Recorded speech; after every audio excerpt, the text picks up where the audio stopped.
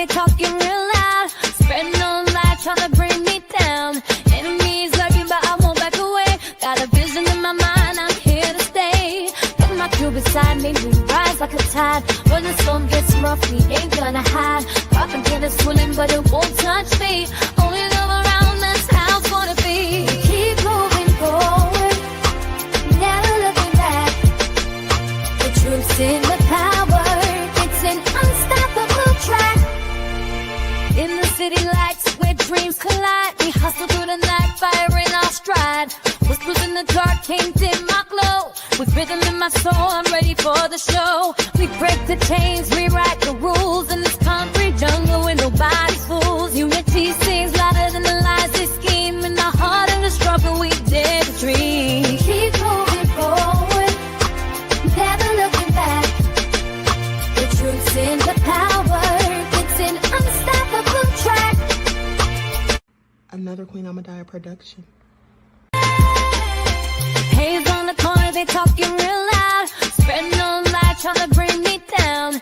Enemies lurking, but I won't back away. Got a vision in my mind, I'm here to stay. Got my crew beside me, we rise like a tide. When the storm gets rough, we ain't gonna hide. Poppin' till it's swilling, but it won't touch me.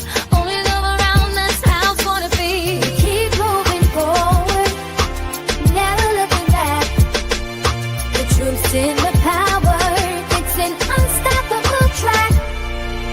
In the city lights where dreams collide, we hustle through the night, fire in our stride. Whispers in the dark can't dim my glow. With rhythm in my soul, I'm ready for the show. We break the chains, rewrite the rules in this concrete jungle where nobody's fools. Unity sings louder than the lies they scheme. In the heart of the struggle, we dare to dream. Keep moving forward, never looking back.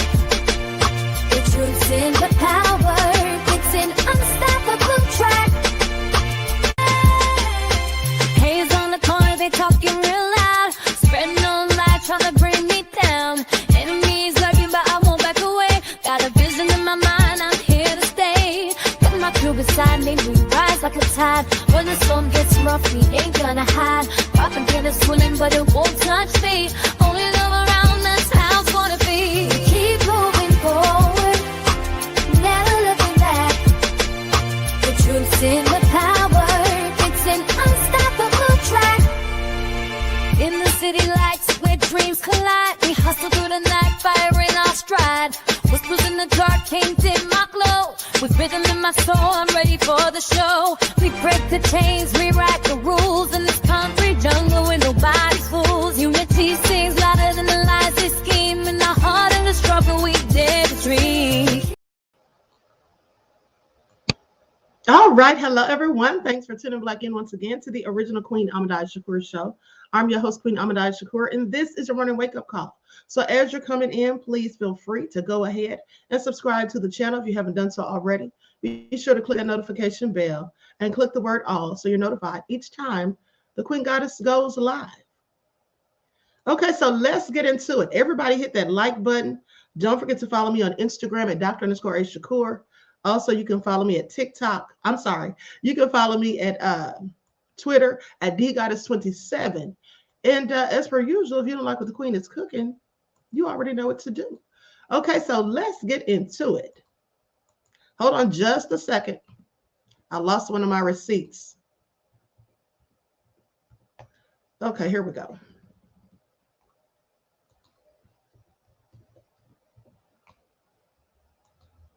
All right.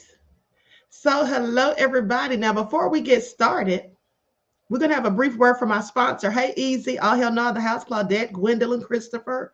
All right. Above all that drama, 504 Nola's in the house. Shout out to all of my loyal royals and everyone tuned into the Queen. And shout out to my moderators for putting in work. I see you, Desmond, above all that drama.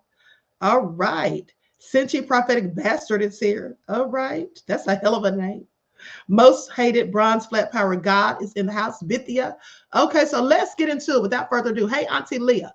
All right, so let's go ahead and get started. Likes up, everyone, please like and share. Don't forget to make sure you're still subscribed to the channel. All right, later on today, after you see this broadcast, because they usually tend to unsubscribe people right after the broadcast, okay, or during the broadcast in some cases. So please pay attention.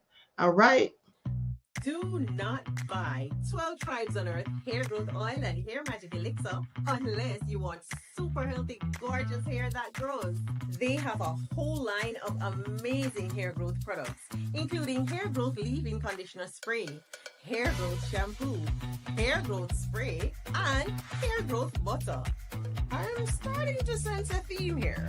They include quality natural ingredients. They smell amazing, and you can see the results for yourself. So if you're looking for healthy hair growth for your natural or relaxed hair, try 12 Tribes on Earth today.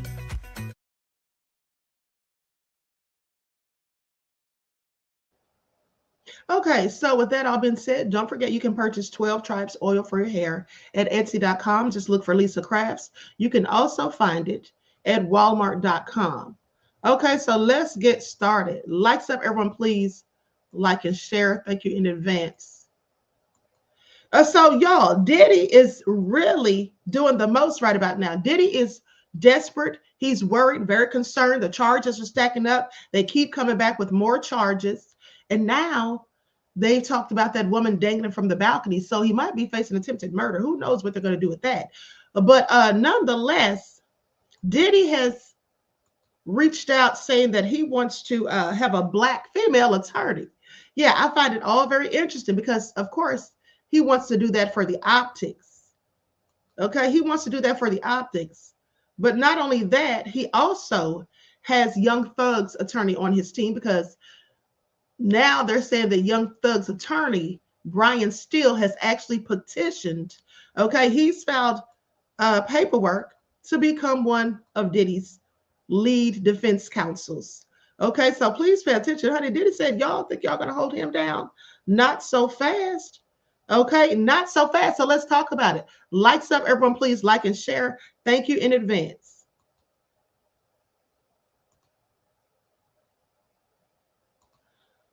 Okay, so here we go. Young Thug's defense attorney Brian Steele to rep Diddy, according to court documents. All right. So his legal team is seeking to add famed Georgia-based attorney Brian Steele, best known for representing rapper Young Thug in the ongoing YSL RICO case. So according to newly filed documents, Steele has requested permission to practice in the Southern District of New York in order to join Diddy's defense. Are y'all hearing this? Now, Steele's potential involvement comes amid ongoing changes to Combs' legal team. Because remember, just days ago, I told you all how Diddy got Mark Garagos, who is the famous, very well-known attorney father of his already legal team member, Attny Garagos. Okay, and you know, Mark Garagos, for those of you who don't know anything about him, this man is big time. He even represented Michael Jackson. Okay, just in case you missed it. Okay, so anyway, with that all being said, now he's got Brian Steele to add to the team. Now they say sources told TMZ that the music mogul had previously been seeking to add a black female attorney to his team, which currently includes Mark Agnifilo and Attny Garagos. Now instead, Steele appears to have emerged as the favorite client. Sources also say that veteran attorneys Mark Garagos is expected to take on a significant role in the case, while Agnifilo and Attny Garagos will remain lead counsel. Now, here's the backstory. Okay, the legal team has seen some turnover in recent months. Attorney Anthony Rico exited the defense back in February. Now, hip-hop mogul Sean Diddy Combs is set to face trial on May the 5th in a Manhattan federal court on the charges of trafficking and racketeering. And of course, he's been held without bond.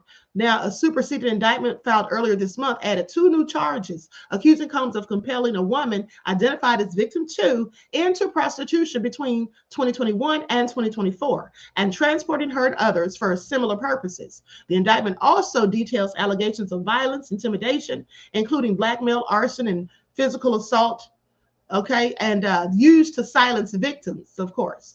So one key piece of evidence expected at trial is a 2016 video purportedly showing Diddy assaulting singer Cassie Ventura, his former girlfriend. And of course, he's pleaded guilty to all of the charges. Now, let's dig a little deeper and see who Brian Steele is. So likes up, everyone, please don't forget to like and share. Now, Brian Steele is a seasoned criminal defense attorney based in Atlanta who has built a reputation over more than 3 decades for representing high-profile clients in very complex legal battles. His most notable case to date is the defense of Grammy-winning rapper Jeffrey Williams, known professionally as Young Thug, in a sprawling racketeering trial that has become the longest trial in Georgia's history. Now, Steele's aggressive defense tactics come under scrutiny, or they came under scrutiny back in June of 2024. I don't know if you all remember. Pretty sure I reported on that. This is when he was held in contempt of court for refusing to disclose how he learned about a private meeting between the judge, prosecutors, and key witnesses. You all remember that when they held the ex parte meeting and just conveniently did invite Young Thug or his counsel. Y'all remember that? And then they showed up. Okay, Brian Steele showed up and they wanted to know, how the hell did you know about this secret meeting in my chambers that nobody invited you to? Okay, so y'all remember that. So anyway, Brian Steele didn't bend, didn't bound, didn't break, and he did not tell them who gave him the information. And he was consequently arrested right there in court, which I thought was the most crazy, one of the most outlandish things I've seen happen in a courtroom to a defense attorney. Okay, so anyway, with that all being said, the Georgia Supreme Court later reversed the contempt ruling, citing due process violations and affirming Steele's right to protected privileged information. Now, in addition to his work with Young Thug, Steele has represented a range of clients, including former Glenn County District Attorney Jackie Johnson, who was indicted for her handling of the Ahmaud Arbery case. Now, he also secured the early release of former NBA player Javaris Crittenton. Hope I said that right. Now, who had served a decade in prison for a fatal shooting. So Steele's addition will come just weeks before trial proceedings are set to start, and jury selection is scheduled for May the 5th, with opening statements set for the following week. However, Combs's attorneys have asked the court to delay the start of the trial by at least 2 weeks. Okay, and then remember, don't they have to have that paperwork in today? Today's Wednesday. The judge gave them 48 hours. So I think they have to have the paperwork in today. Okay, if I'm not mistaken. And you know what I meant to tell you all before I even got started on this whole thing with Diddy? I meant to tell you all about this white restaurant owner who was very rude to some black folk who didn't want to pay for their food because, quite frankly, they didn't like the way it came out. Okay, they didn't like the way the food turned out. And no, I'm sorry. It wasn't that they didn't like the way the food turned out. They didn't receive the food. The food was brought out. I think they said it was fried too hard or whatever. And so they sent it back, and they were still trying to make them pay for it. Okay, so the man went in on them, tried to embarrass and humiliate them in front of everybody, and then had the nerve to try to come back after he realized he was dead ass wrong and that the people really just didn't want to pay for it because they didn't get it.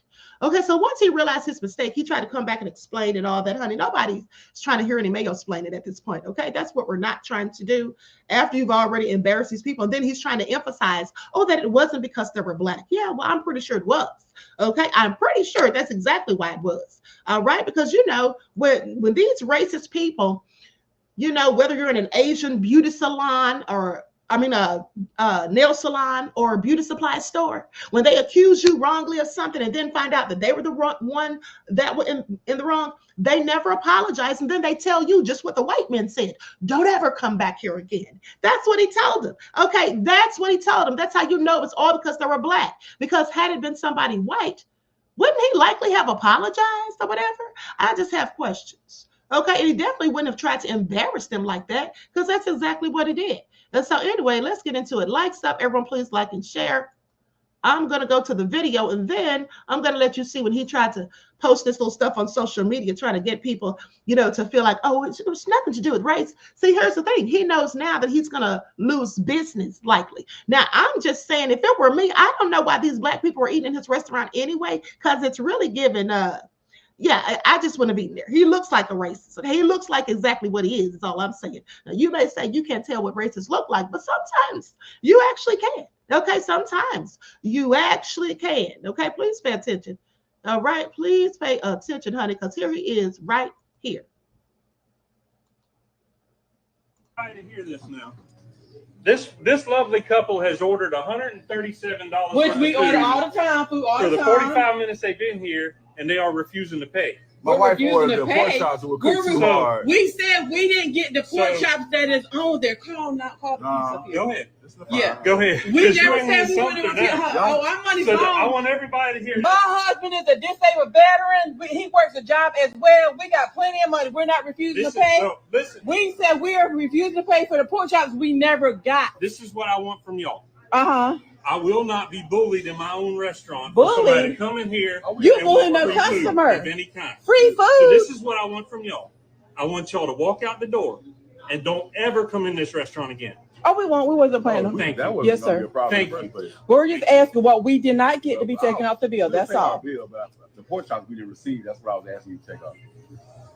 Just like anything else that you don't receive, you wouldn't pay for, right? When they were fried hard, when she brought them out, they were fried hard. She said, "Do you want something else in the place?" He said, "Well, yeah, give her the steak." And she took the pork chops back, and that's all we're asking for. I want everybody to hear this now. This lovely couple has ordered. Okay, so you all heard the exchange, right? He said he won't be bullied in his own restaurant. Now, my question is, what makes him think that they were trying to bully him because they didn't want to pay for something because they didn't receive it? Okay, I find that all very interesting. So here's what he posted after the fact. Lights up, everyone, please like and share. Thank you in advance.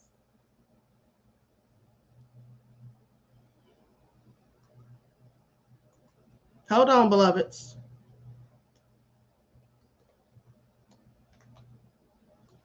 Okay, here it is right here. Now he tries to explain. Hold on. Now let's take a look at this.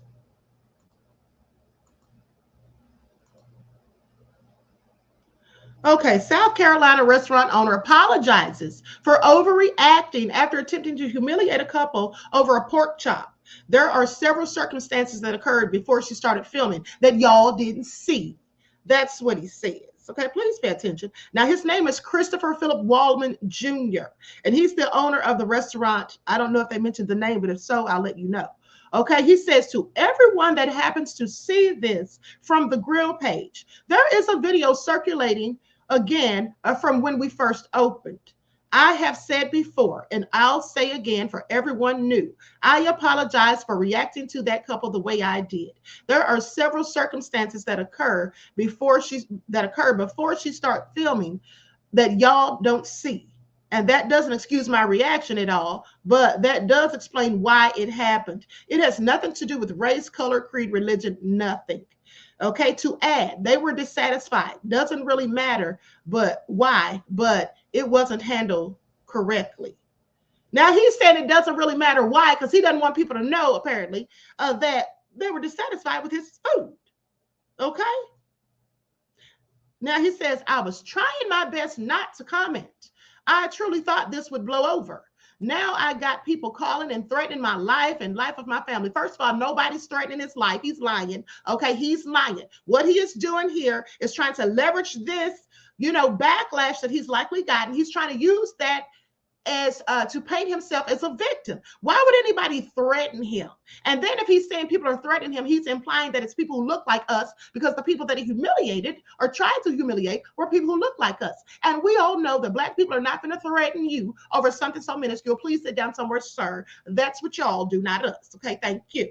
Now, with that all being said, I have people calling a place that has zero connection to me and screaming obscenities in front of my girls. I have already apologized that I overreacted. I've already given my side of the story. I'm not going to go low and tell you about this woman, but I'll say this. There was no race involved. She is white. I'm also white. Her poor husband, I truly feel bad for, as he was the only one to keep his calm. First of all, that lady, do y'all hear this? Do y'all hear this? He said the lady was white. Let me keep going, honey, because the lies. But anyway, goes on to say her poor husband, I truly feel bad for, as he was the only one to keep his calm. They left the restaurant 6 months ago. Why has the mob decided that pork chops are the point at which they're willing to destroy lives? All my comments are off, but I know y'all are reading this. Ask yourself, is screaming obscenities at little girls worth it? Is spamming local businesses you aren't even connected to, who aren't even connected to me really worth your time? Is a misunderstanding over a restaurant bill really national news? No, sir, but racism is, and you can sit down some damn where, okay, trying to act like that lady was white. That sounded like a black lady to me. And here's the thing. He's saying this all happened 6 months ago. Sir, yeah, I don't know about that because it just came out. And yes, of course, he's playing the victim, Auntie Lynn. That's what he's doing.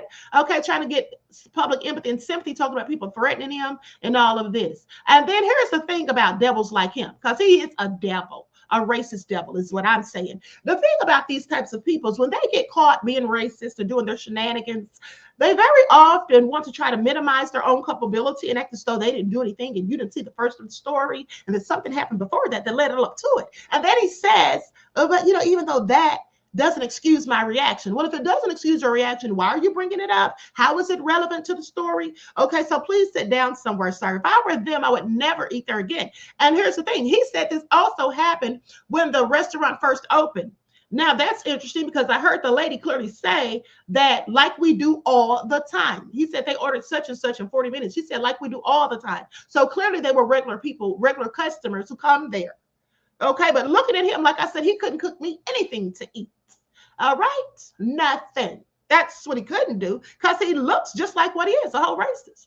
And who wants somebody looking that disheveled cooking your food? That's the restaurant owner? That's the person that's in the restaurant? Is he the manager, the owner? What is he? I thought he was the owner, but that's how you look, sir. I'm sorry. You don't seem to take pride in yourself, let alone your restaurant or the food you serve.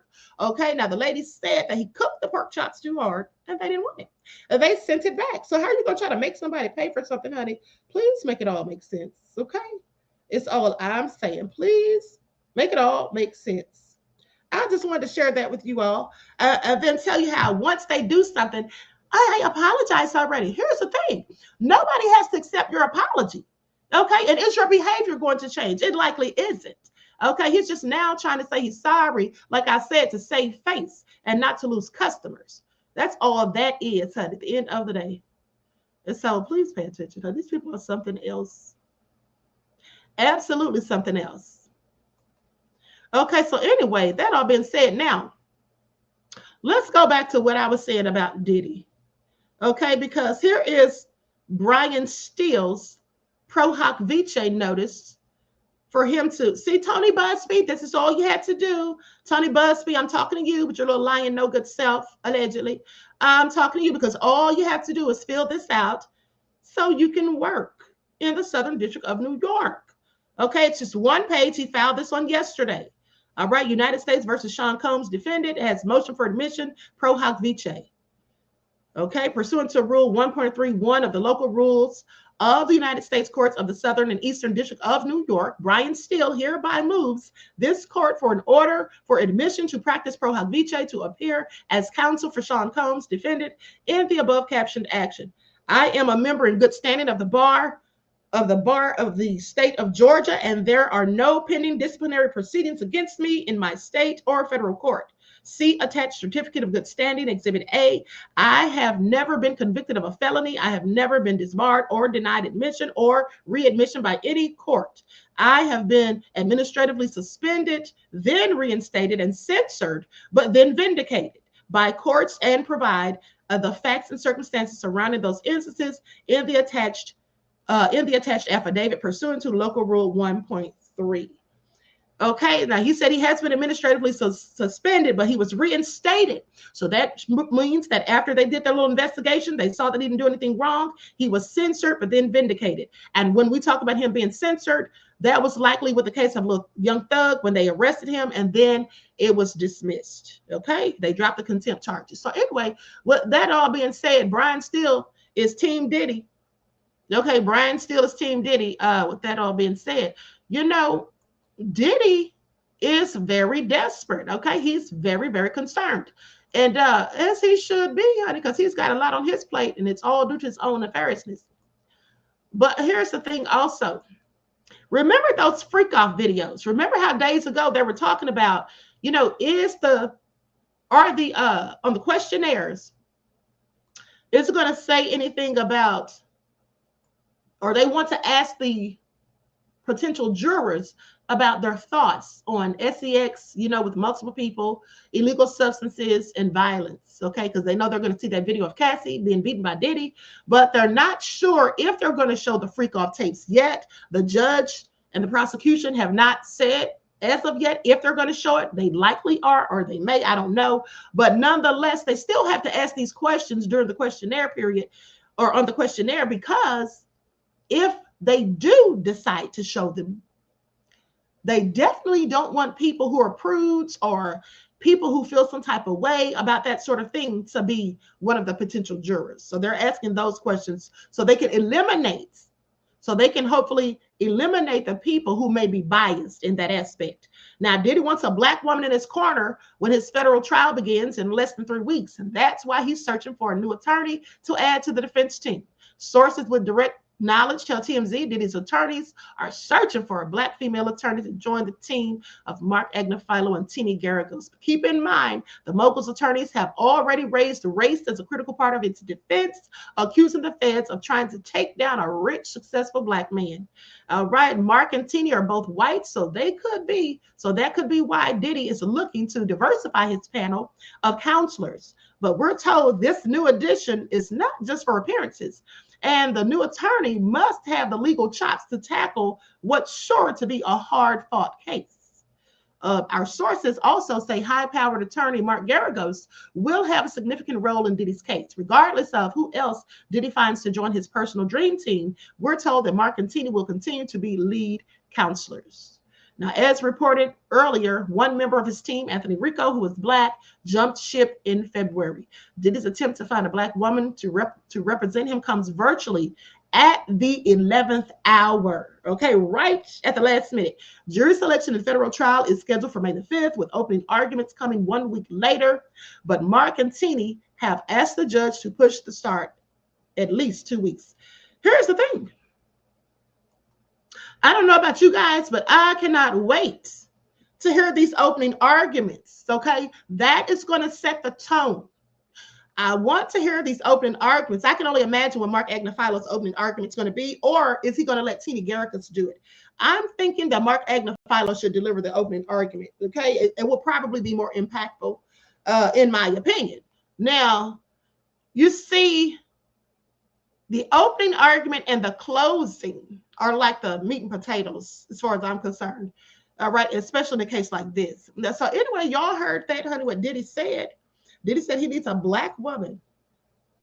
Okay. So maybe they couldn't find one, and so they ended up with, hold on, you guys. I'm looking for something I want to show y'all. They ended up with Brian Steele, which, you know, is a good thing. That's a good person to have on his team. Okay, he has lots of accolades and all of that. Now, with that being said, I want you all to see this. I'm going to put an overlay on here, but I found this all interesting because how many of you, now this has nothing to do with nothing. I'm just, you know, want y'all to see this because I thought it was funny. So how many of you ones in the chat think that Shannon Sharpe looks like Miss Netta? Or how many of you have ever heard that Shannon Sharpe looks like Miss Netta? One's in the chat. One's in the chat. We're about to take a poll real quick before moving on. Who thinks that Shannon Sharpe looks like Miss Netta? Because to me, they almost look like twins. If I'm just being honest, they look a whole lot alike. Okay. So now here's the thing.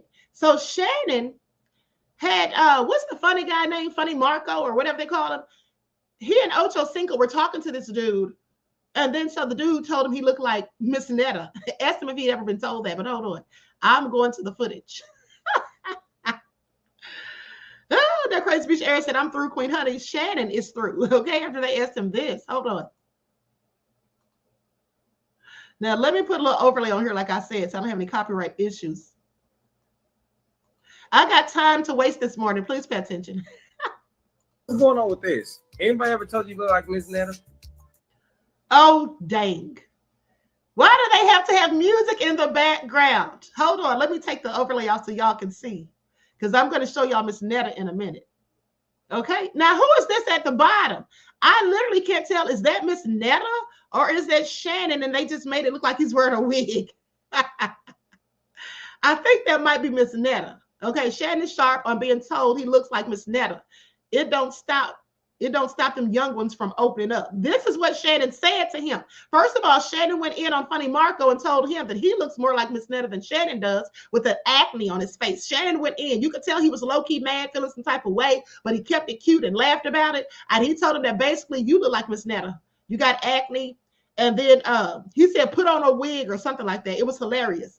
But here's Miss Netta for those of you who don't know who Miss Netta is. Here's Miss Netta right here. Now, y'all can't tell me this is not Shannon's twin, okay? They've got to be blood related. That's Miss Netta. Huh? I was mentioned on Housewives last night. Probably was, you know, because Drew Sidora, me and Drew Sidora, we reach out. I didn't even look at that. But I might go check it out. Me and Drew Sidora, we've been, you know, conversating and talking on the phone and stuff like that. And I was going to. Miss Netta, bye. Okay, y'all know darn well Miss Netta look like Shannon, honey. Shannon, it's a wrap, baby. Okay, I'm just saying. Imagine the nerve of you. How many of you have ever seen somebody that looked like somebody who didn't look good and you told them that they look like that person? I could never, okay? I could never do that, okay? How dare him tell that man that to his face? Anyway, let's keep rolling. Likes up, everyone, please. Like and share. Thank you in advance.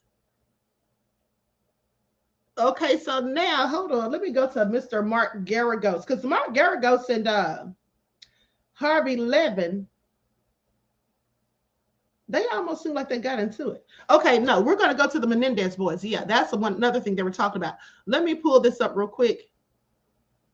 First of all, let me tell you all what happened in court. Okay, so the DA does not want the Menendez boys out. Okay, the Menendez brothers. I don't know why I keep calling them boys. They're grown men. The DA does not want them freed. He thinks that they're liars. He's not going for their self-defense claim. And he just had a whole lot of nasty things to say, in my opinion. But a grotesque spectacle. Now, here's what happened. So when they had a resentencing hearing, somebody took it upon themselves on the prosecution's team to show the bloody crime scene with those people mutilated, shot to pieces, and all of that. And it was so, I can only imagine the horror, because the family, some of them had never seen those pictures and they never wanted to. So, but what ended up happening was one of the relatives had a health emergency right after and ended up in the hospital, is now fighting for their life. I think they're in critical condition, and they're blaming the DA for doing so, basically saying that they should not have shown those photos. I mean, why would you just pull that out of the blue? Members of Eric and Lau Menendez's family have taken the Los Angeles County District Attorney to court for an affront to victims everywhere by displaying bloody 1989 crime scene photos of the dead body of the brothers' father, Jose Menendez. Okay, they say a grotesque spectacle occurred last Friday in this court. Okay, this is what they said in a filing in Los Angeles Superior Court from Brian Friedman and other lawyers on behalf of relatives seeking the siblings' release from prison after more than 30 years. This court should ensure such a mockery never happens again. Now, the dirty devils showed the photo to make it negatively impact the court, to show that these are some brutal monsters who murdered their own parents in cold blood and then lied about it. They're not, you know, they should not be out on the streets because they're liars, and I'm not going for their self-defense. That's why he did it. Now, the district attorney has made a mockery of the Victims' Bill of Rights, or Marsy's Law, which provides victims with the constitutional right to be treated with fairness and respect and to be free from intimidation, harassment, and abuse throughout the criminal justice process, including post-conviction proceedings, adding that the document put in the court docket this morning against DA Nathan Hochman, okay, and his deputies in office. So this document is pertaining to them and their nefarious actions. To that, the more than 20 members of the Menendez family represented in today's filing, they say the scandalous behavior showing those horrific and gruesome photographs of the 1989 deaths of their relatives was an entirely personal and intentional part of an antagonistic relationship with Hochman. He's doing everything in his power to keep them behind bars. Okay, please pay attention. They also say showing those photos was against the law. Now, it is patently obvious that the district attorney treated the victims' family members as second-class victims due to a policy disagreement between District Attorney Hochman and the victims' family members. Okay, this was all put in a 6-page filing. Now, the district attorney represents all victims, not simply those that share the office's policy views. In the same token, Marcy's law provides constitutional rights to all crime victims. Among the fallout from the lurid photos being shown in court Friday, the brothers, 85-year-old aunt and sister to Jose Menendez, ended up in ICU. That was the man's sister that had the emergency after seeing that. Can you imagine? Now, she ended up in the ICU, already fighting cancer. Terry Baroque collapsed in her LA hotel room Sunday. While upgraded from critical condition, she remains hospitalized, according to today's filing. Now, late Sunday, the DA's office put out a statement both justifying and apologizing for showing the photos. However, the statement made no direct reference to Baroque or her condition. Okay, that omission stung the family, I'm told. So to that, after previously asking for Hochman and his team to be removed from the case, the relatives are fast-tracking for an early morning hearing Thursday on this latest turn in the Menendez saga, hitting the law and order newish DA where they hope it hurts. The family is seeking a court order to admonish Hochman and his office. They also want guarantees they'll be given a heads up the next time such photos and other graphic material is exhibited. See, here's the thing. The problem I have with this all is because there was no need for him to show it. It was not like this is in front of some jurors who are going to make a decision about their guilt or innocence. It wasn't about that. He did this to make them look like monsters, of course, and because he's mad at the family because the family's fighting to get them freed. And also, he didn't warn anybody. He just flat out showed the pictures, didn't give a forewarning to say, hey, listen, I'm about to show something very shocking or very horrific. You may want to turn your head. You may want to step out of the courtroom for a minute. He didn't do any of that. He just showed it. Now, can you imagine the impact of that when you're not even expecting it? And all of a sudden, there it is. So anyway, so with that all being said, in a packed week for the brothers, their supporters and opponents, any potential hearing later this week would come on the same day as the start of a long-delayed resentencing hearing where the brothers expected to be in attendance. Now, if Judge Michael Jessic agrees the duo has shown true rehabilitation and meet the standard required, he could rescind their life without parole sentences pending a probe by the state parole board, which is already conducting a risk assessment of the other two individual trials after the other two individual trials in the 1990s and allegations of sexual abuse by Jose Menendez. And no one debates whether Eric and Lyle Menendez blasted fatal holes in their father and mother Kitty with shotguns in the family's Beverly Hills home 26 years ago. The role of that abuse and subsequent trauma has grown in recent decades, though it was a factor in the original trials. Amidst supposed new evidence and overall exemplary behavior from the brothers, they are now in the same facility in San Diego. Netflix and Ryan Murphy's hit Monsters, the Lyle and Eric Menendez story, and several documentaries on the case have been thrust back into the spotlight.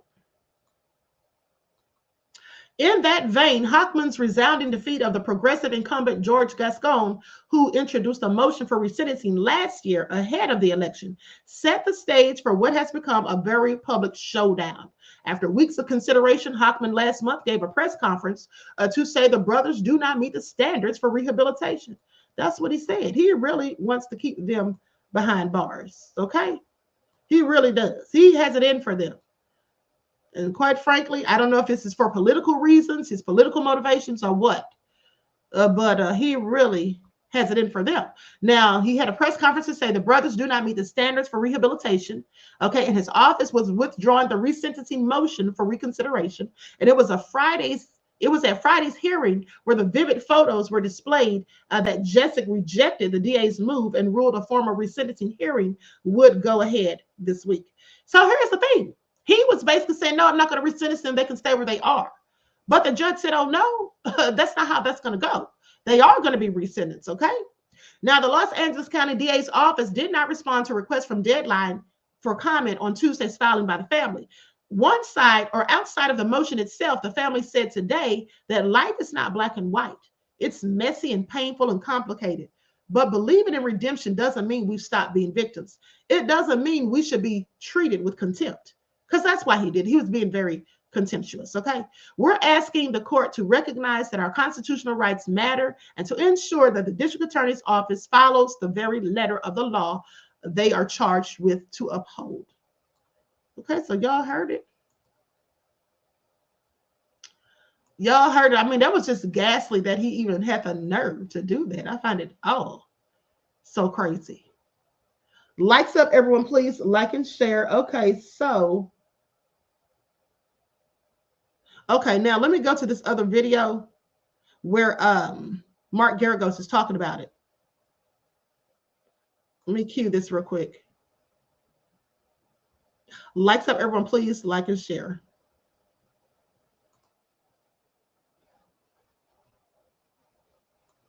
Hold on. Overlay on this because this is TMZ's video, and we know how TMZ is. Okay.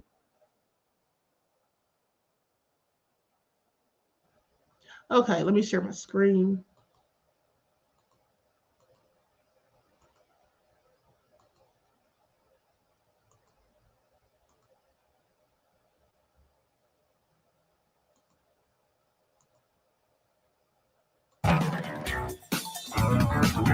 Welcome to TMZ Live. Harvey Levin here. Charles here. So there is a big hearing this week on Thursday where the Menendez brothers are going to try and clear a path to freedom. There was a hearing on Friday. The DA wanted to take resentencing off the table and keep them in prison for the rest of their lives.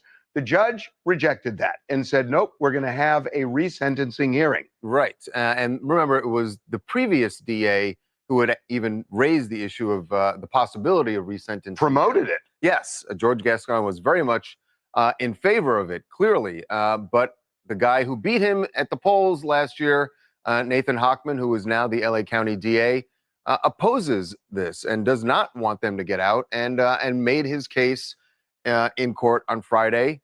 That didn't go his way, but there is this hearing this week, which is really going to be the determining thing in the immediate. Now, even if it doesn't work out for the Menendez brothers on this week, they still have the parole board to go in front of. And we'll get into that because the new DA, Nathan Hochman, is with us right now. Welcome back to TMZ Live. Appreciate it. My pleasure. Thank you for inviting me. Why don't we start with something that happened on Friday, where a crime scene photo was shown in the courtroom. There were family members there. They were very upset.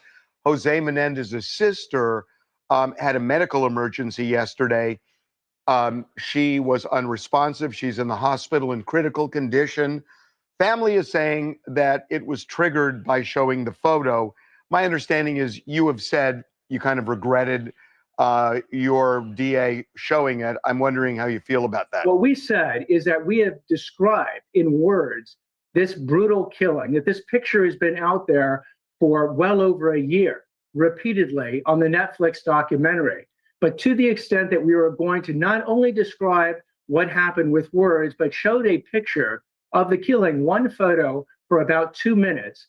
In retrospect, we should have alerted defense counsel that we were not only going to describe this absolutely brutal killing in words, but that we are also going to show for the judge's edification, because this judge had never seen that particular photo or a photograph of the crime scene, that we were going to show it for 2 minutes.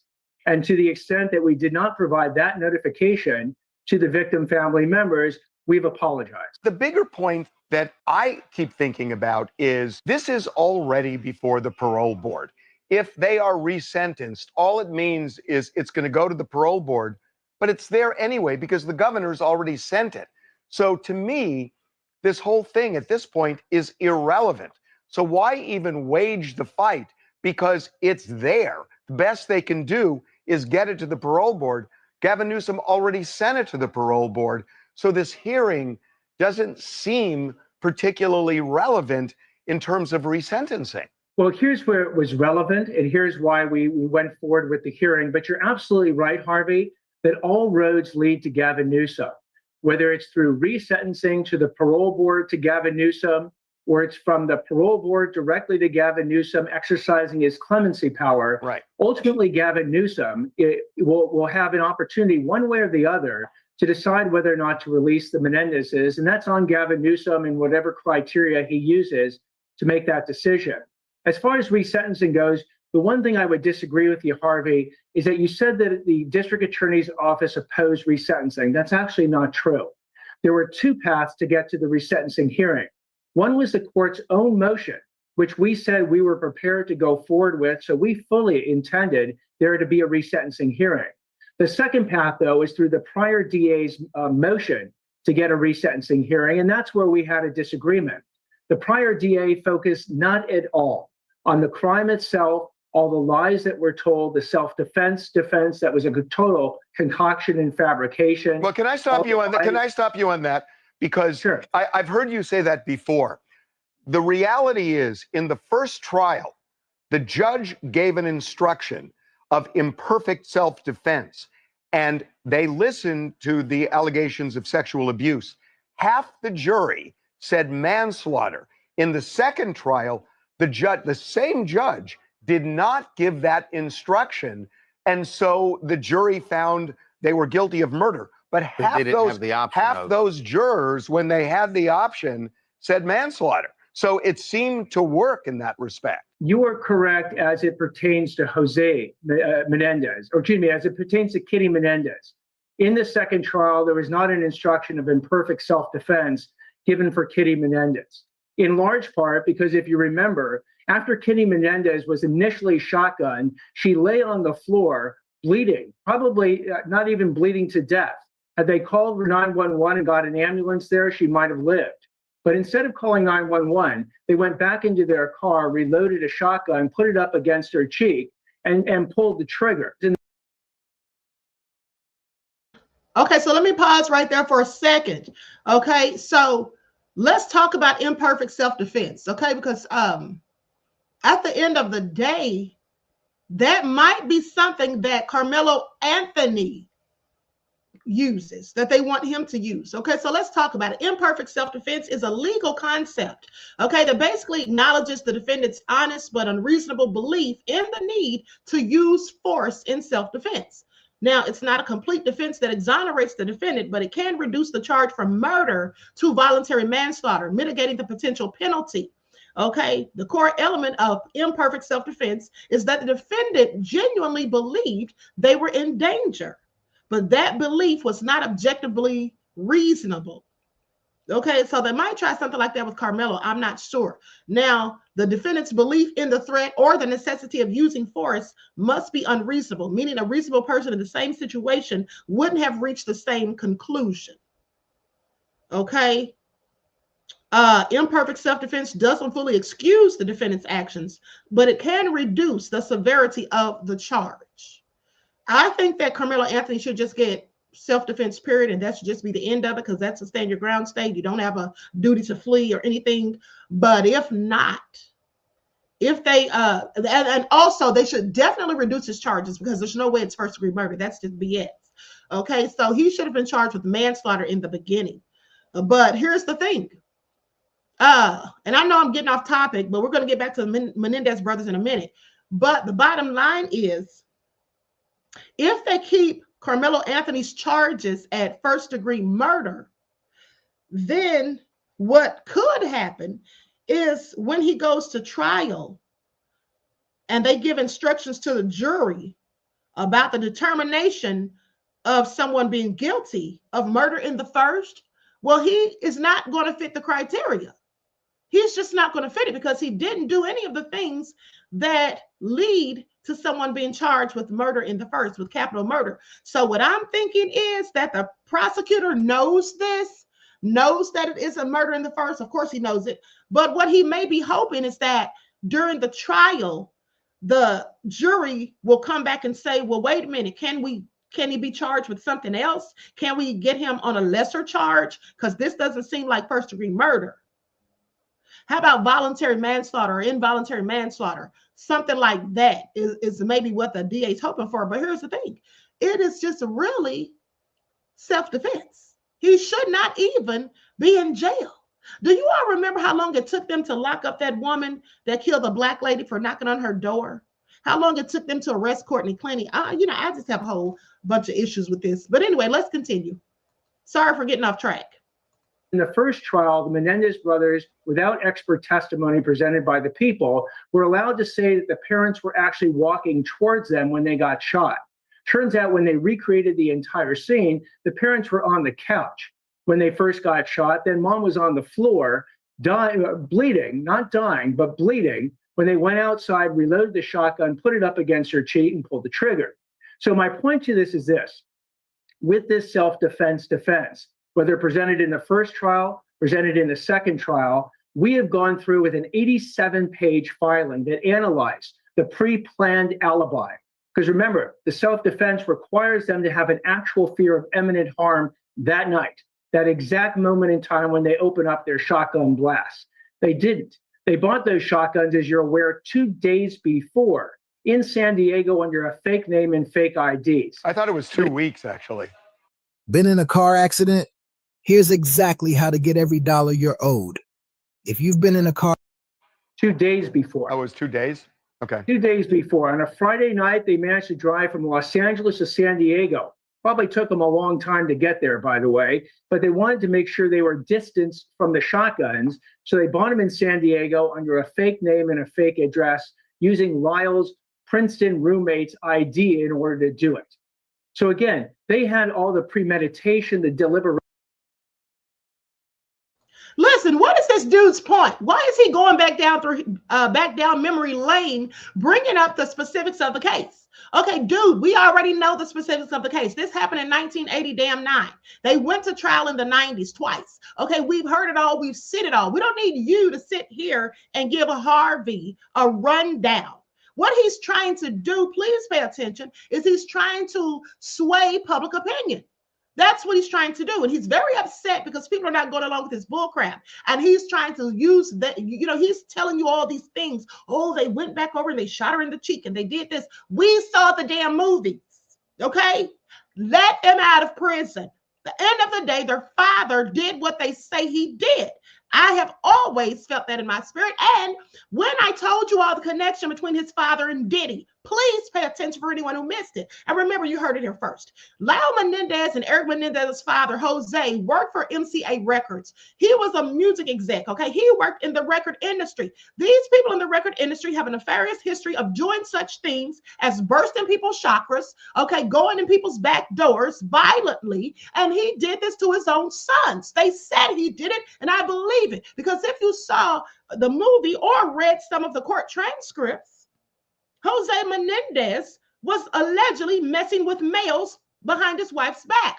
There is a young man, well, he's an adult now, but when he was a young man, about 15 or 16, there was a young man who was in a group called Menudo. I believe Jose Menendez was the manager of the group, or he had some kind of affiliation with the group. And that man says that Jose Menendez assaulted him as well. Now, do you think that Eric and Lyle made this all up when there's someone who didn't even know them, who comes out now as a grown person years later and says the same thing happened to him? He has no motivation to lie. And with that all being said, here's the thing. Think of all the sick things that we've heard about going on in the music industry. Okay? This is something that is in the culture of it. So I absolutely believe this man did those things to him, and the mother knew that he was doing them. She did nothing to stop it because she wanted to keep living her ritzy, fancy life, and she probably was even afraid of him. But at the end of the day, Jose Menendez is exactly what they have called him, and for that, they should not be spending the rest of their lives in prison. That is my opinion. Okay, this man needs to shut the hell up because I don't know who he thinks he is, honey, but he's really getting twisted, thinking that he's just going to keep saying all this stuff. And we already know the facts of the case, sir. You can sit down somewhere now. The judge has already made the decision. Before they decided to kill their parents and then executed them. And that's what the second jury actually found. They found premeditation, they found willfulness, they found deliberation, rejecting the self-defense. Okay, but Nathan, if I may, at this point, we kind of all know they were convicted of murder and what they did. Thank you. You hear that? Dude, we already know. Okay? We already know, dude. Why are you saying the same thing over and over? Panther Strike says, so the father was possible raped as a child and passed this disgusting behavior onto his sons. No, I don't think that's no. People who rape children, that doesn't mean it happened to them, Panther Strike. I don't think that's what happened to his father. Listen to what I'm telling you. His father was in the music industry. They do this all the time there. How many rappers have you heard talking about this or have been alleged to have been in these zesty relationships? Okay, this is what they do in the industry. It is a part of the culture. That's why the father did it, in my opinion. I don't think he was raped as a kid. People who rape kids, that doesn't mean anything happened to them. Sometimes it might, like in the case of R. Kelly, but him, no. Jose Menendez was filth, as far as I'm concerned, because he was in that industry and he was doing all kinds of things. And if you remember, when I told you all about how Diddy was having these freak-offs, which are equivalent of the bacchanalias they had back in ancient Rome, okay, where they worshiped the god Bacchus, the Roman god, Jose Menendez was into that too. Did you not see on the movie on Netflix where they literally showed him at a hotel with a young man that he paid for sex? And then he put on the crown of Caesar, who was Roman. Okay. And then he had the guy crawl into him. So he was depicting, they showed in the movie that he was even depicting the things that happened in ancient Rome. That's what I'm trying to tell you. That is something deeply embedded in the culture of the music industry. Okay. And also, let's not forget the Olympic ceremony. All right, the opening ceremony of the Olympics, that man that they made the big to-do about, painted in the blue with the fruits and stuff on the table, and they said it was a mockery of the Lord's Supper. That was supposed to be the representation of the Roman god Bacchus. Okay, y'all, I'm just telling y'all, this is what these people are out here doing. They're doing these old ancient rituals, sick, disgusting rituals. Okay, bursting people's chakras, harvesting their energy, and all of this stuff comes from ancient Rome because there was a whole lot of zestiness going on there. Remember, I told you all that there was a period where the military was rewarded with allowing them to rape the young boys and men. Okay, after they won a battle. That was just like something they got to do. You know what I'm saying? And these bacchanalias got so sick and disgusted and started having so much violence enacted because they were just having casual relations at first and liquor and things like that and getting into euphoric pleasure. But then it got to the point that it started becoming violent. Okay, it just escalated to the point that pretty soon, I forget the guy's name. What was the guy who was a statesman at the time? But anyway, he had to cancel them. He had to tell them they couldn't do it anymore. He had to ban them. But the rich elite people continue to have them. And they still have them to this day. And Jose Menendez was likely a part of that, just like Diddy. Now, with that all being said, okay? That all being said, but let's keep listening. Aren't the two operative issues here, are they rehabilitated and do they pose a danger? And isn't that ultimately what the parole board is going to decide and then send it on to Gavin Newsom for his evaluation? I mean, aren't those really, at this point, we know about the murders, aren't those the two operative issues here? Yes, and I'll tell you, though, where insight plays a role in that. While insight is not a separate factor in the resentencing statute, the California Supreme Court has said explicitly that if one has not fully accepted responsibility for all their criminal actions and has tried to minimize them. In this case, these two brothers have perpetrated for over 30 years the lie that the reason that they shot their parents was basically for self-defense. They then tried to concoct additional lies about their father being a violent rapist and their mother being a poisoner. And Harvey, you gave them the opportunity in their most recent interviews to finally come clean and say, look, we've been lying about this over the whole time. Just by the way, like we lied when we said we never did the murders themselves and blamed the mafia. They could have come clean in your prison interview And then they could have done it sincerely, unequivocally, and said to the judge and said to the public and said to the parole board and the governor, look, we get it. We are now making a clean breast of all the criminal actions and the lies we have told. Look at our good rehabilitation in prison, judge. Look at our good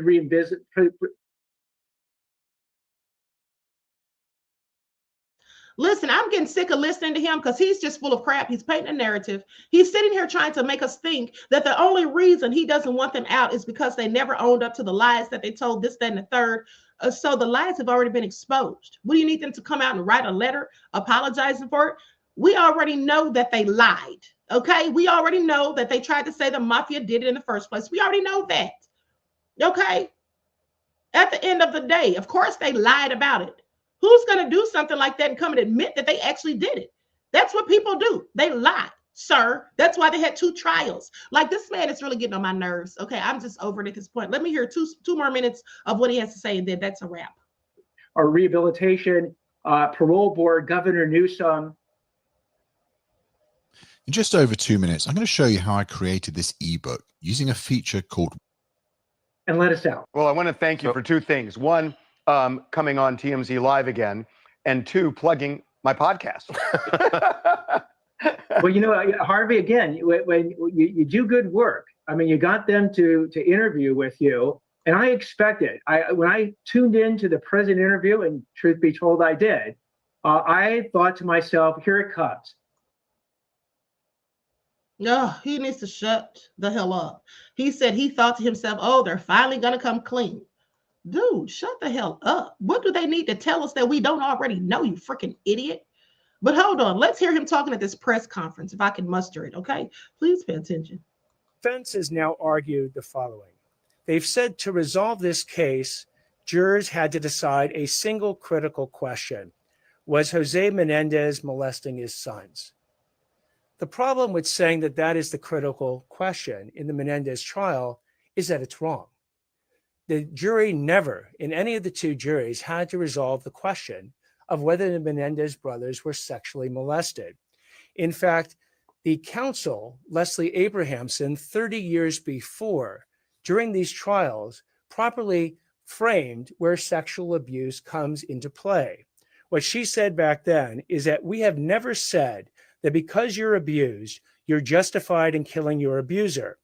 We didn't argue that, and we never will. Well, 30 years later, apparently, the Menendez counsel is arguing just that.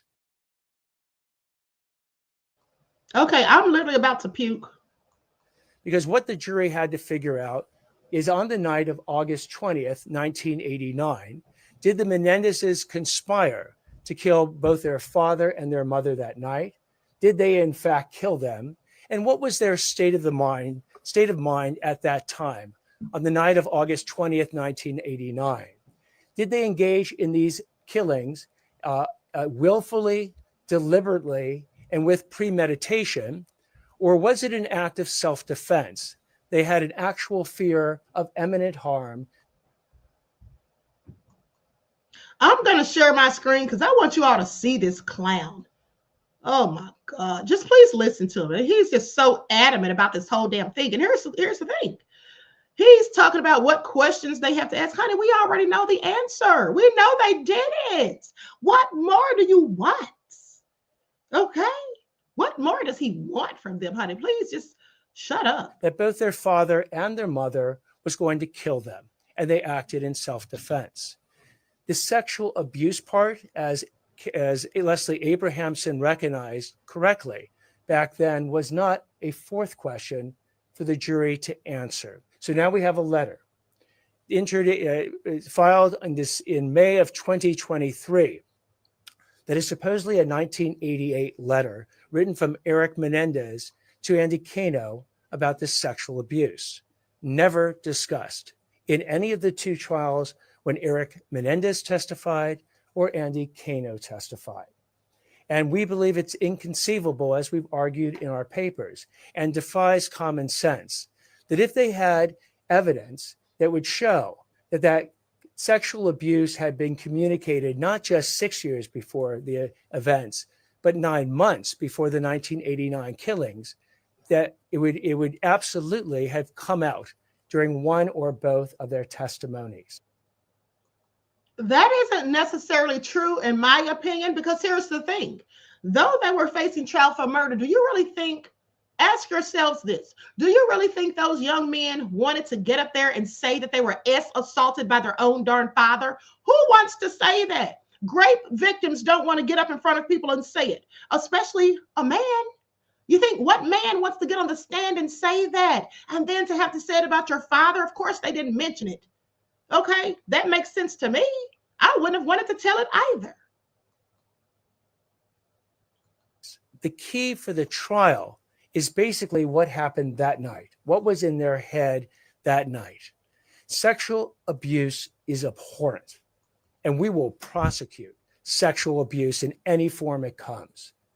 But sexual abuse in this situation, while it may have been a motivation for Eric and Lyle to do what they did, does not constitute self-defense. He commits me with it. I disagree. I disagree. Okay? He said it doesn't constitute self-defense. Well, here's the thing. They said that their father had threatened to kill them before if they told anybody about what's going on. Their father had threatened them a myriad of times, according to them. So maybe their father wasn't going to kill them in that moment, but they felt if they stood up to him or whatever, told somebody what was going on, that they would be killed. Does that make sense? Because it makes sense to me. Okay, it makes sense to me. This man has no empathy, no sympathy, and I can't help but think that it's about him being racist. Okay, because let's not forget, they're like Mexican. Okay, I believe. He's probably racist. Okay, so DSB said, did you hear about Floyd Mayweather? He's bankrupt and is bankrupt. How is he bankrupt with all that cash? How is he bankrupt? I know you lying. After I saw him go to Gucci and spend $40,000, okay, trying to get one up on T.I. that time when T.I. told us all to boycott Gucci for 3 months. Y'all see how black people do? He literally said boycott for 3 months. But anyway, hold on, I'm looking into this. I'm gonna have to do some research on that. I don't have time right now, but what? Right now, the queen has to, they said he's been scamming people.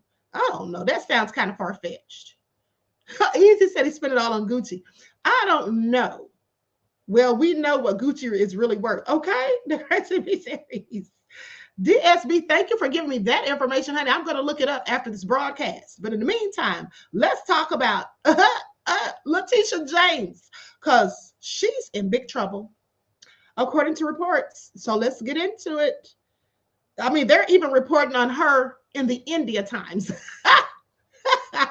Let's talk about it, because, girl, what have you been doing with yourself?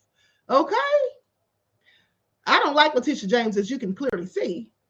So I'm relishing in this. Please pay attention. There she is. Now, here's what they say.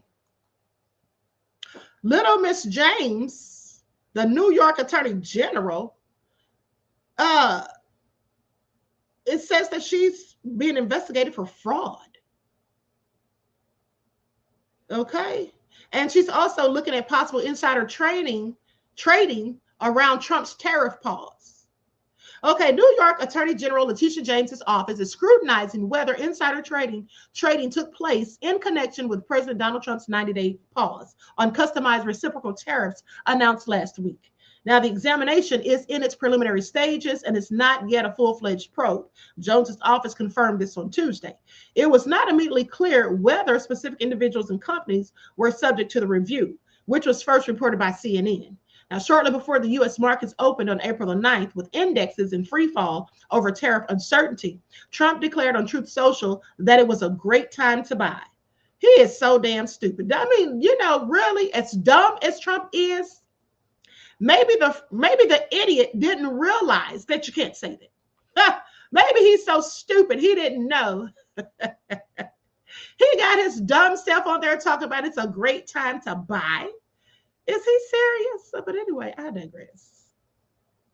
So that afternoon, the president announced the postponement of the customized rates while keeping a 10% baseline duty in effect on most imports. The stock market rebounded sharply with Dow Jones Industrial Average climbing 7.9%, the S&P 500 surging 9.5%, and the NASDAQ spiking 12.2%. Okay, enough about all that. Okay, if you can catch Trump, lady, if you can catch Trump for insider trading, yeah, please do. Lock him up and throw away the key. Okay, by all means. But according to these docs, her residence could be in some legal trouble because they're accusing her of mortgage fraud. Newly discovered documents alluding to the residence of New York Attorney General Leticia James could have potential legal ramifications. Now, they say Newsweek reached out to James's office, New York Governor Kathy Hochul's office as well, and the Department of Justice for comment. Now, James, who's 66 years old, oh, she doesn't look 66. She looks good for her age. Black don't crack. But anyway, has served as New York's Attorney General since 2019. The Democrat is the first African-American and first woman to be elected to that position in state history. Now, she's gained notoriety in her various legal battles against President Donald Trump and his family. Notably, a New York judge's ruling in 2024 ordering then former President Trump to pay $454 million in a civil judgment for fraud after James sued him for falsely inflating the value of his property. So it sounds like Trump was doing some real estate fraud too. You know, this is usually where they get these adjusters, not adjusters, but these appraisers to go out and inflate the value of the property and then lie so you could sell it for more than it's actually worth. And then the person's upside down in the loan. But anyway, James, who was born in Brooklyn and is unmarried, filed a civil fraud lawsuit against Trump and the Trump Organization in October 2023. However, according to legal filings reviewed by Newsweek, about 2 months prior to the suit being filed, James had amended her own records as part of a real estate transaction. So a specific power of attorney document signed by James on August 17th of 2023 shows her intent to change her residence to Norfolk, Virginia. Now, the Attorney General authorized her relative Shamise Thompson Hairston to act on her behalf. The document states, I hereby declare that I intend to occupy this property as my principal residence. The existence of the document was first reported by Sam Antar of the White Collar Fraud blog. Now, the 1,450 square foot single family home property in Norfolk was built in 1947 and has 3 bedrooms and 1 bathroom per the deed. It was purchased for $240,000 with a $219,000 mortgage. James and Thompson Hairston have equal ownership rights as both are listed within as co-owners in joint tenancy with right of survivorship as at common law. Thompson Hairston signed both the mortgage document and later signed another document making herself attorney of fact. Now, a separate land record stipulates both women to occupy, establish, and use the Norfolk home as their principal residence within 60 days and to keep it their principal residence for at least 1 year. Now, this is a potential problem for Ms. Leticia James, former federal prosecutor Neoma Ramani said.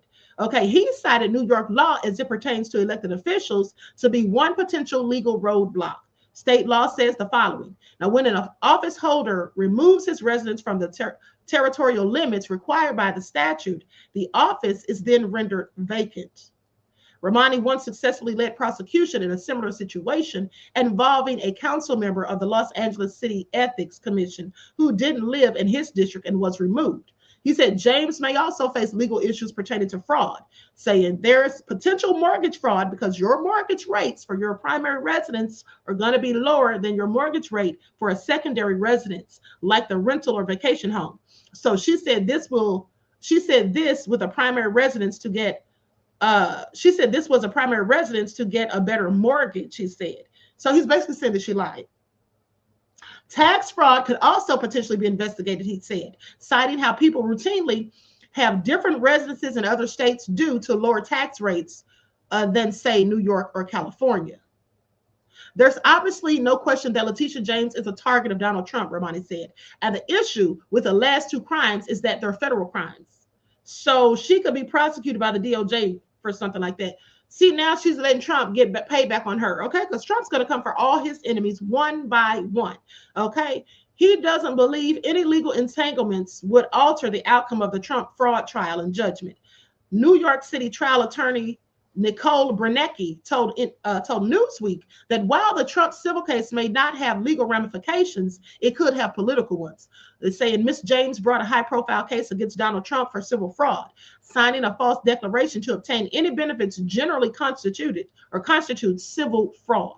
As such, Ms. James will likely be scrutinized and criticized by her political opponents for doing exactly what she accused Trump of doing in the case. Honey, how did she manage to do this? Now, as for those seeking to boot her out of office, Bernanke said, there is a legal path to do so.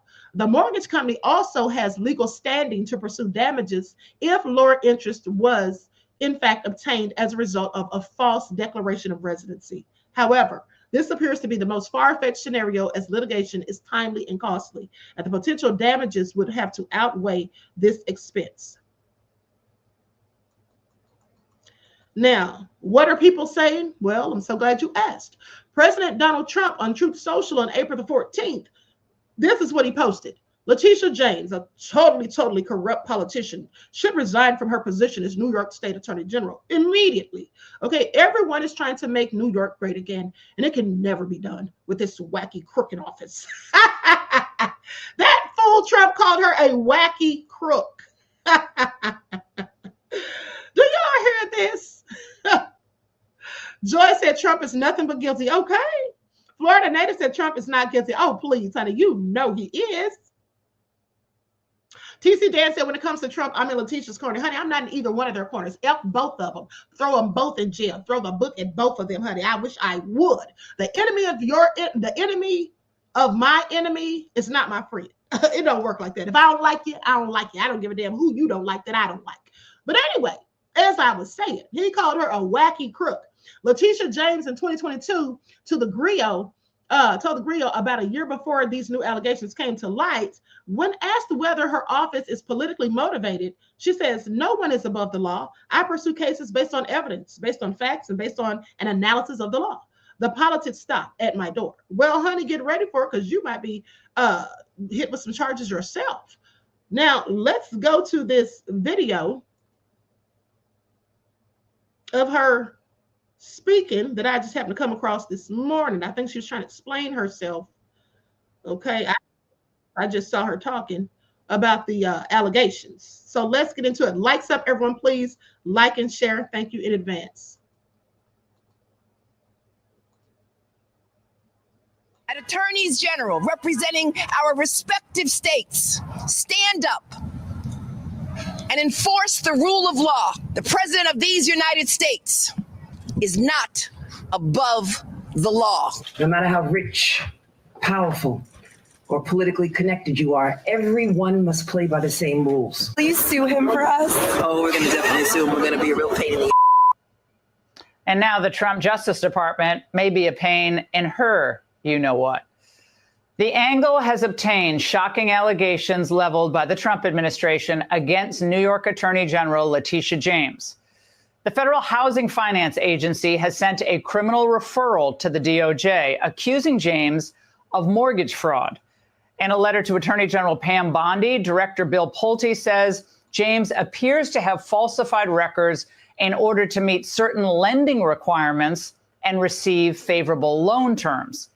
He cited a property in Virginia that she's allegedly claimed as her principal residence and a property in New York that she claimed as a 4-unit structure instead of the required, instead of a 5, which Pulte says means she was able to get a different type and more favorable loan. Joining me now is Jonathan Turley, Fox News contributor and law professor at GW University. Jonathan, mortgage fraud is rampant in the United States. There's all sorts of fraud that's rampant. There's disability fraud that they've vowed to crack down on in the Trump administration. But this is another thing that they have vowed to crack down on because it costs real money. Your reaction to these allegations?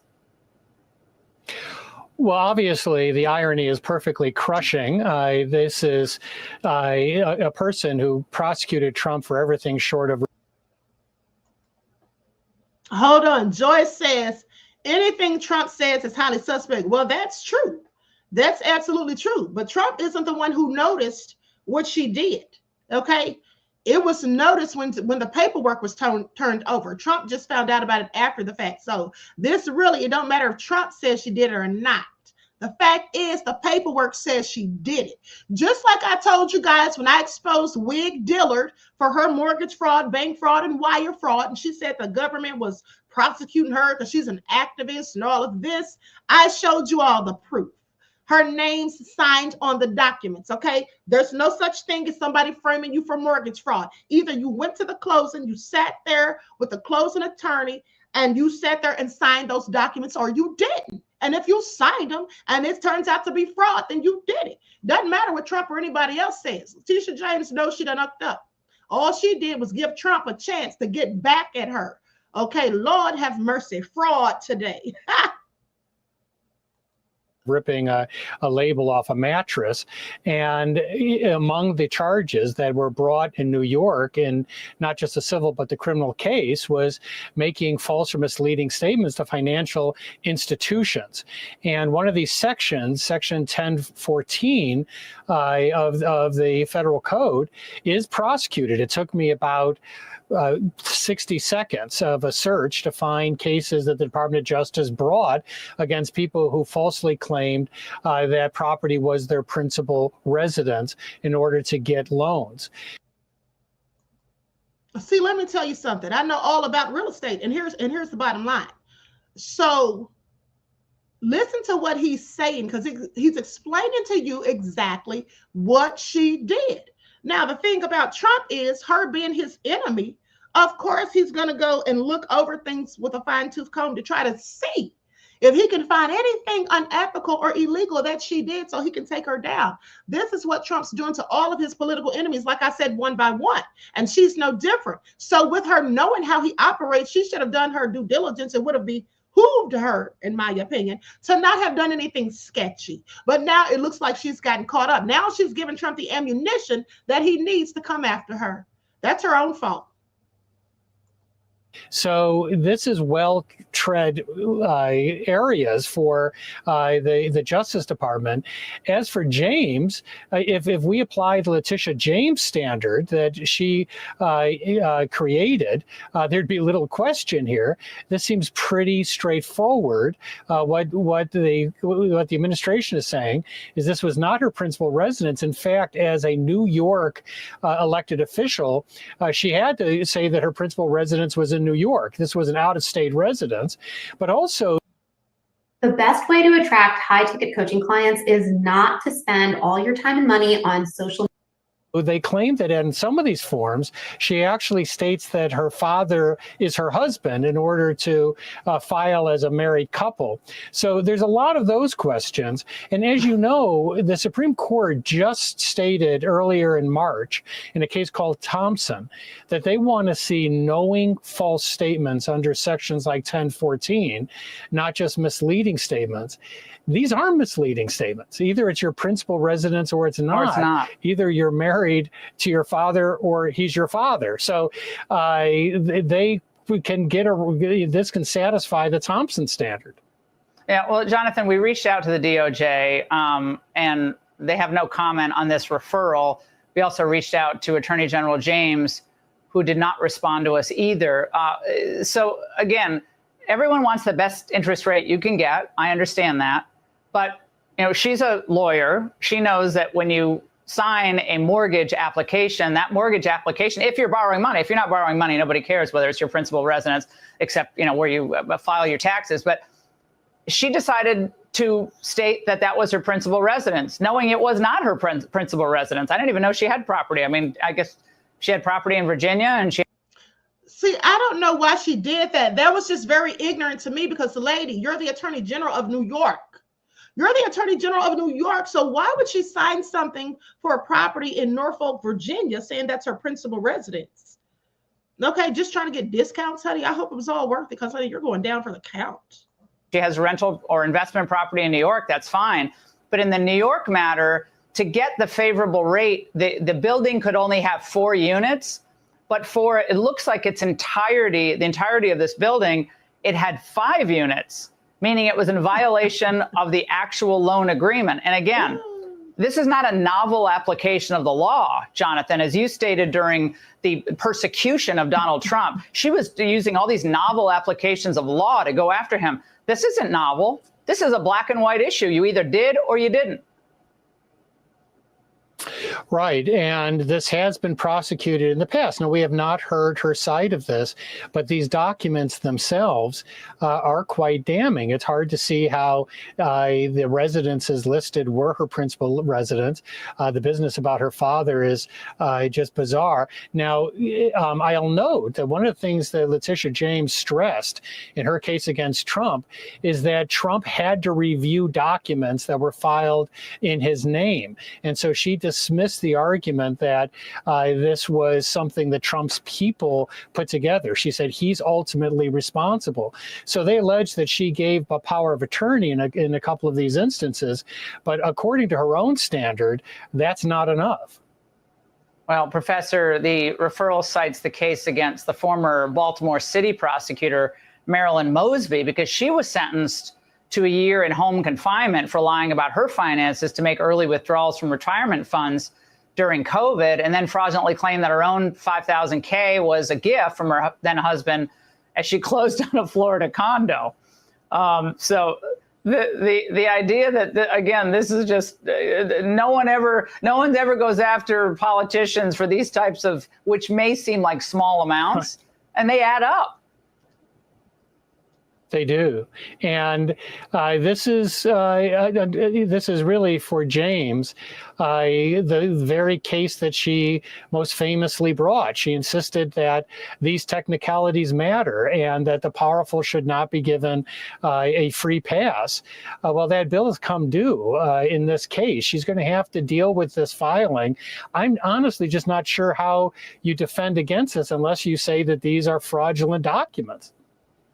Jonathan, I have to raise this because the Democrats, when this really starts to blow up, which it should after the show, they're going to say, look, see, this is a revenge presidency. They're weaponizing the DOJ against Democrats, so it's a tit for tat. Do you see that as a potential vulnerability here? Well, we are certainly living in that age, but the fact is James herself rejected that argument made when she brought, in my view, a ludicrous case in New York. That case was something that ultimately resulted in a grotesque ruling. By the way, the timing here is not good. We're waiting for the appellate decision to come down. It's been a very long time.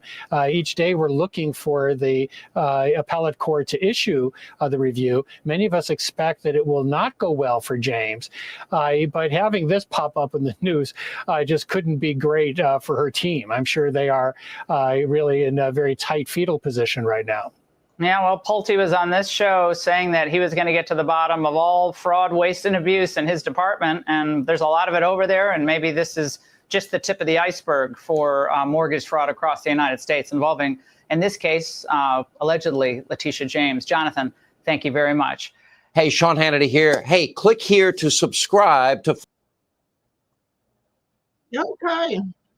Well, y'all heard it looks like she's got herself in a pickle as far as the Queen's concerned. Okay. Mortgage fraud, never a good one. Okay. I mean, and there's more allegations coming out. She speaks outside of the, okay, that's when she was talking about Trump. Hold on, let me see some here. Irony, Leticia James referred to the Department of Justice for potential mortgage fraud. They are going in on her. New York Attorney General Leticia James speaks after Trump's civil fraud ruling. Okay, so anyway, like I said, with what she has done is just given Trump, all the ammunition he needs to come after her. Queen Sam said they only go after Black politicians. Seriously, white folks don't do any of these same tactics. Well, of course they do. The Black politicians learn it from them. But guess what? That's their fault. At the end of the day, if you, Queen Sam, know that they only go after the Black ones, you don't think the Black politicians know that? Shouldn't they have noticed as well? Because I certainly know it. And you certainly know it, and you all certainly know it. So if we know it, they should know it. So therefore, they should not be doing anything to get themselves in trouble. They should know by now that you can't do what the white man can do. Okay? They should know that. And seeing as how most of these Black politicians don't give a damn about Black people and don't do anything for us, this is just too bad for them. Okay? I really give 0 Fs. Okay? I give 0 Fs.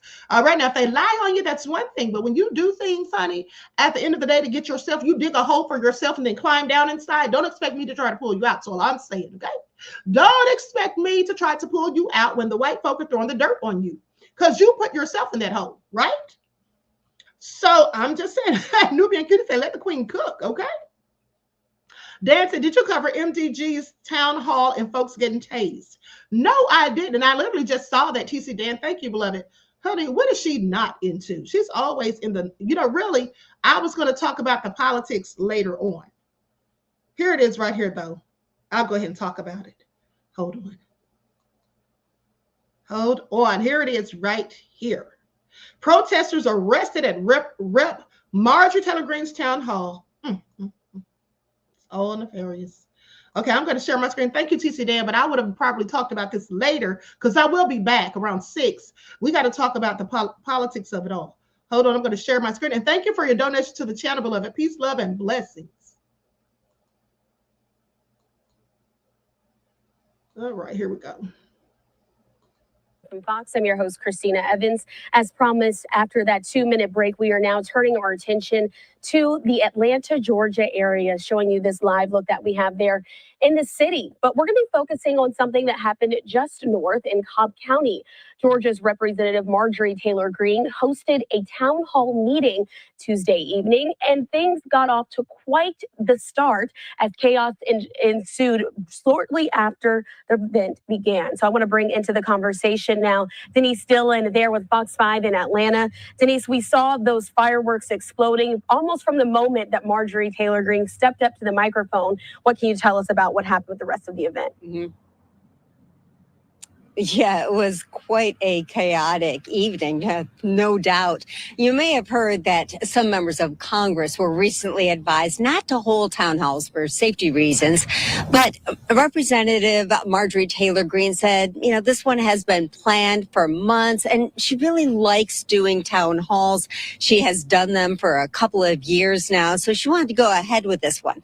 Event organizers did say that any kind of disorderly conduct will not be tolerated, but that did not keep any of these protesters away.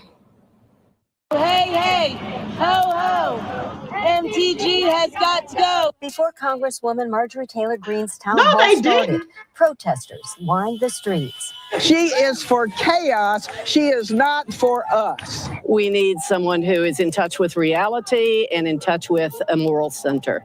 And Marjorie Taylor Greene is neither. Welcome, everyone. Moments after the Congresswoman took the stage, several protesters were thrown out of the town hall. After police used tasers on 2 of them. If you want to shout and chant, we will have you removed just like that man. Once the town hall finally got underway, Representative Greene told those in attendance, our country is stronger in just the 3 months since President Donald Trump took office. She pointed to the economy, cutting up government waste, and securing the border, even mentioning Lake and Riley. She lost her life to a criminal, an animal, a murderer that should have never been in our country. Representative Greene spoke for about 30 minutes, then answered questions that had been submitted, including one about President Trump's executive orders. I have several bills that actually are President Trump's executive orders. One of them is the Gulf of America Act. And as the town hall came, I want y'all to pay attention to this little racist hick town, Ackworth. Honey, I used to live there, okay? I used to live there. And don't get caught driving while black, honey, because they will pull you over and try to escalate charges. Please pay attention. To an end, more protesters shouted from their seats and were countered with chants from supporters. We also have to recognize that the majority in the room were standing and cheering when those people were thrown out. And again, it was the protesters who were out of line. And 6 to 10 people were escorted out of this town hall meeting. 3 people were arrested. Christina? And I have to ask you, Denise, we even saw there in your story, it seemed like there were tasers out. Was anyone struck by those tasers? And if they were, how are they doing at this point? Have we gotten an update on their condition? And no update on their condition, but at least 2 people were tasered by police. And they actually just released the names of these folks, but the 2 who were tased, they are charged with simple battery on a law enforcement officer and obstruction of a law enforcement officer. And it certainly seemed like it was a fiery meeting, and we appreciate you all there at Fox 5 in Atlanta for being able to cover this story. Thanks so much for your time, Denise. So they wasn't playing any games, honey. Okay, they wasn't playing any games, honey. They scooped them right up out of there and tased them and all of that, honey. I find it all nefarious. D Hood really said, "What's wrong with news lady Denise Dillon's neck?" Oh my goodness, y'all are absolutely terrible. Okay, so listen, guys, that's the news for now. Now listen, I did have a video about a scammer that I wanted to show you all, but I think I'm about to conclude the broadcast. Do y'all want me to save it for later? One's in the chat. It's over 30 minutes long, just so you know, before y'all go to hooting and hollering. Okay. That crazy bitch Eric said, bad built, bleach blonde, bad built, butch body. 8B green is what I call her. Look at Queen Sam trying to put me to work. Says, show us, Queen. Show us. Y'all want to see it? Because I was watching Panther Strike said later. Let's see what. Let's take a vote. All right, Queen Sam said, yes, we want to see it. Darnell said, no, do it now. DSB said, save it for later, Queen. Okay, somebody said ostrich.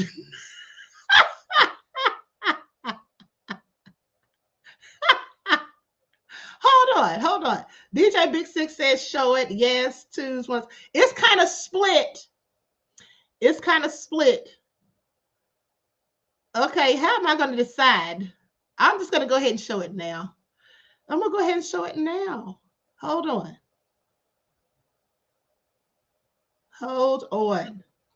This was so hilarious to me. And the girl was getting on my last nerve. She's black and just kept telling the police, I don't want to go to jail. Girl, since when does telling the police you don't want to go to jail when you've committed a whole crime stop them from taking you, in fact, to jail? Songwriter said, no, mama. Okay. So with that all been said, or now, mama. Okay. So I'm going to go ahead and show it. The rest of y'all, sorry, guys, you got outvoted. Panther Strike said later, it'll be good for this evening. Now I already got something planned for this evening. That's the thing. And I was going to show it yesterday, but got too busy and caught up with the other lives. So we'll just go ahead and show it now. Okay. That's all I can say. Because later I got something else juicy.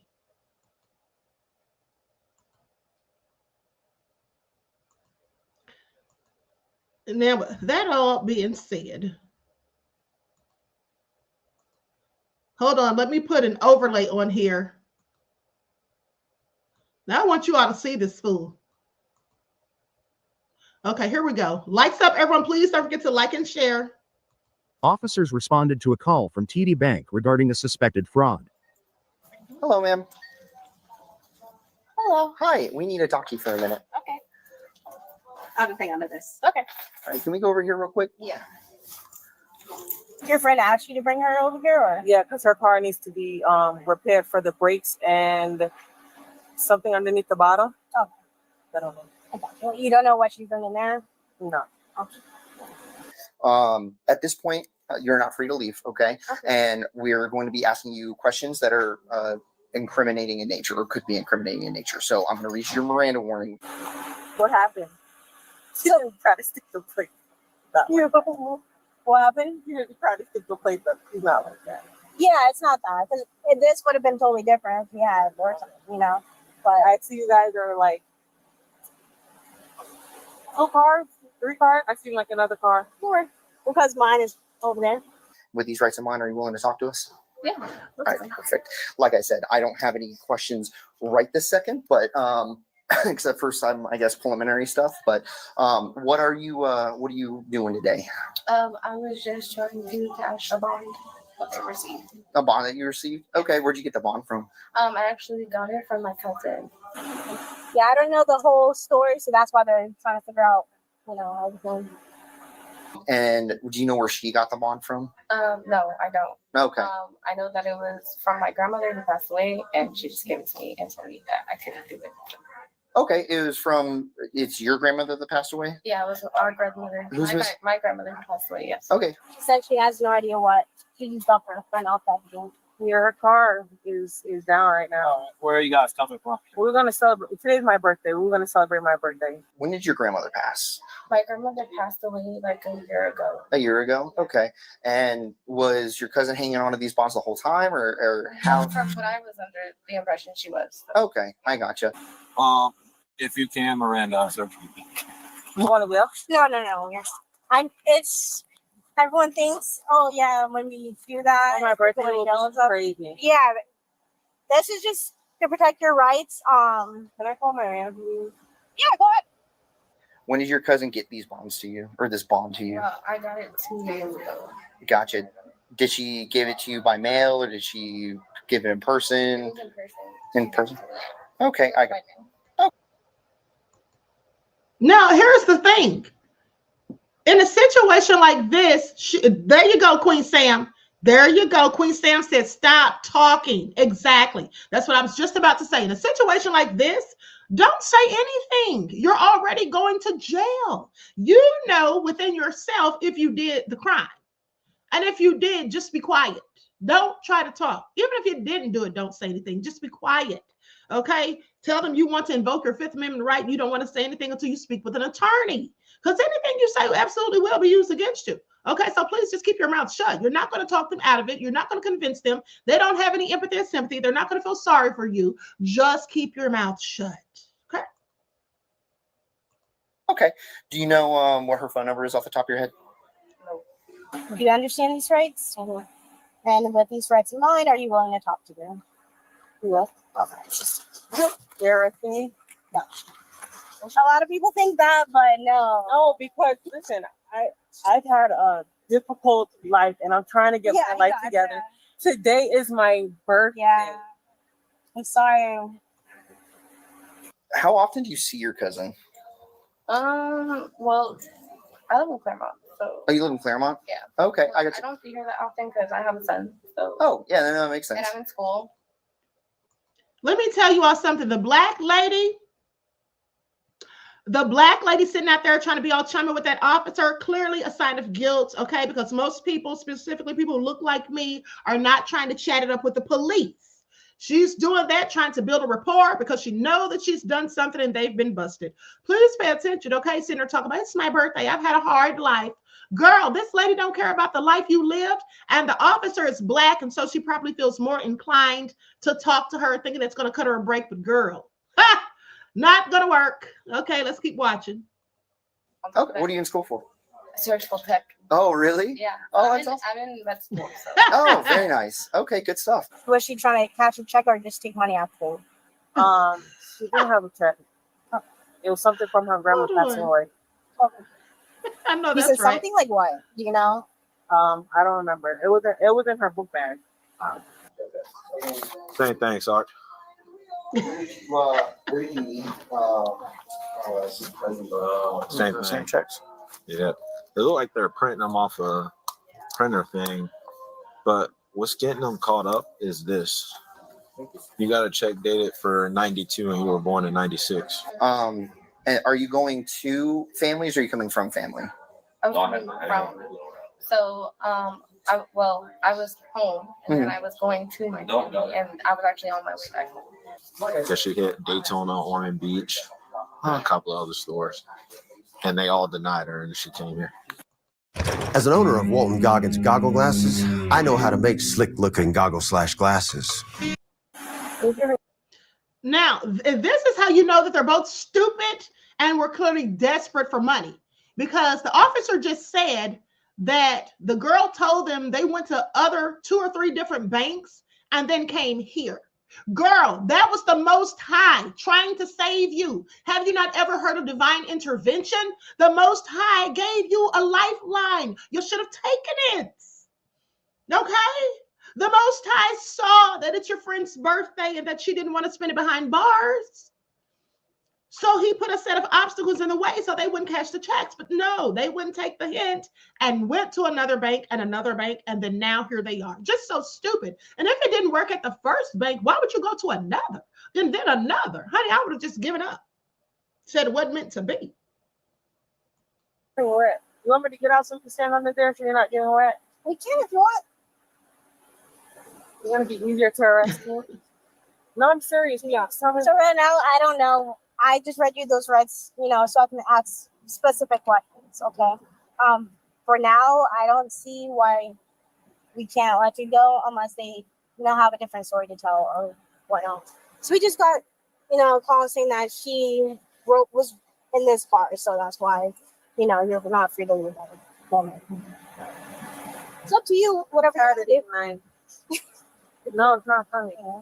Because what is this? Yeah. Has she had any trouble before with the one now? She's a good girl. Who's the person driving? And That's baby. Baby? Yeah. Who's baby to you? She's my friend. Your friend? Okay, I got you. Was she with you all day, or how did you meet with baby? Yeah. Or baby? She took me over my house. From your house? Okay, so she went to your family's. Okay, I got you. All righty. Did she know that you had this bond and everything like that? I mean, she. Panther Strike says, now legally, I cannot see why they would detain and or arrest the driver. Well, because they have probable cause, beloved.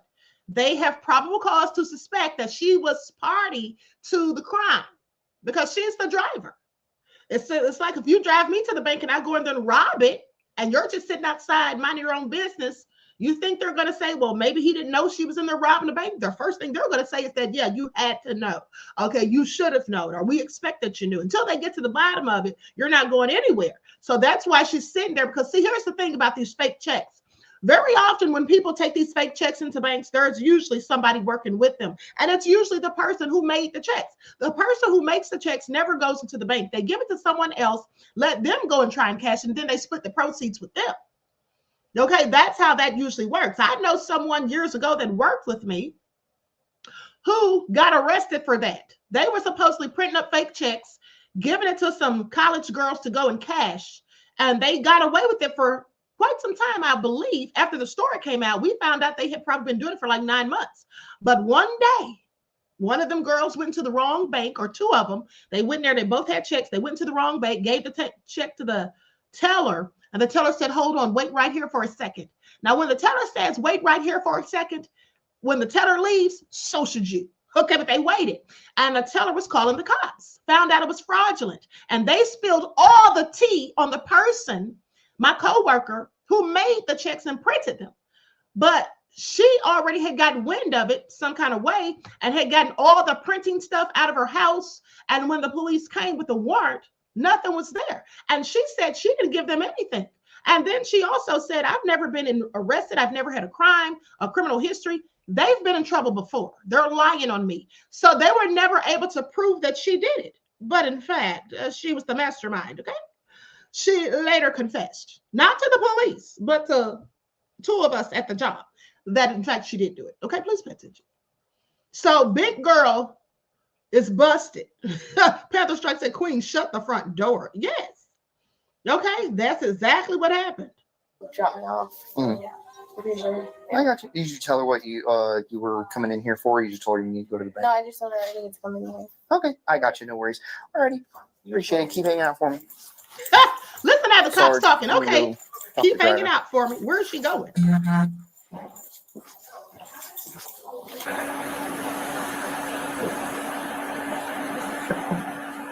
Hello. Hi. I'm Corporal Johnson. How you doing? I'm doing all right. So like I was explaining to I'm sorry, who the Lana. Lana, yes. I explained to her why we're here. I don't know if Officer Gilbert explained it to you. Told me. Yeah, so we're working a fraud. So we're trying to make sure either prove that a fraud did occur or did not occur, or at least, find the probable cause. What though? What she was trying to cash. So Did a check? Huh? A check? I don't think it was a check. What do you think it was? She said it was from her great grandma or something. From her great grandma? Yeah. Okay, I her got mom gave them all. Okay. Did she say where she got it from, like specifically? No, the original plans were for me to go get an outfit because today's my 30th birthday. Happy birthday. Thank you. And we were just dibbling and dabbling, and I told her, like, it's getting late. My mom, literally, I can show you. My mom is like, are we gonna make it out to eat? I'm like, I'm about. Okay, let me tell you all something. The way she's been overly chatty and giving the officers irrelevant information that they don't probably even care to hear, that has nothing to do with the crime that her friend is now facing, this is all signs of guilt. Just please pay attention. This is all signs of guilt. When people are in a situation where they know that there's going to be some trouble for them, especially with police officers, they start trying to talk it up and act like they're so nice and sweet. And see, my mom said this and that. And, she's a good girl. No, girl, your ass is caught. Okay. And you can stop with all the talking and the nice girl routine, because I know it's a whole fraud and you're going to jail. Okay. That's what I would have told her straight up. Okay, because she's doing the most. She's sitting here trying to be all engaging. Who the hell's sitting there telling police officers when your friend's in there about to get arrested? You're sitting out here telling the police your life story. Is this going to be a Lifetime movie that we're making? Girl, bye. Sit down somewhere. Okay, giving all the information. Easy said, information given without asking is a sign of guilt. Facts, queen. Exactly. Overly chatty. They didn't ask you anything about if it was your birthday, what your mom sent you. They didn't ask you any of that. About to drop Lana off. I told her I don't want to go anywhere. It's raining. My hair is done. She was like, "He picked me up. It's up to you." Thought we just do something like today is literally my birthday. Oh no, I got you. But what we're gonna do is try to get through this as quickly as we can, just so that way we can get you to have your birthday dinner. So real quick, where did you and Lana meet up at? What do you mean? Like when you guys first got together today, where was that at? I was downtown Orlando. We were gonna go to this taco spot for Taco Tuesday, but then they said that they didn't open until 3. So I'm like, okay, let's go. So then we stopped at another bank. Then we came here. We went to Wawa. I was gonna go into Ross. Before you continue, what was the other bank you stopped at? I don't know. You don't know the name or anything like that? It was this bank. Another TD bank? Yeah. Do you know what she was going in that one for? No, I don't know. No? She didn't tell you? I'm literally tired. I sat back, I put my feet up, and I got you. How long was she in that TD bank for, do you think? Approximately. I don't know. No? Honestly, I don't like. Okay, no worries. I wasn't paying attention. Yeah. So I guarantee you the cop already knows that she's lying. Oh my goodness, no. Easy said, police already know she's lying because Bonnet's a dead giveaway.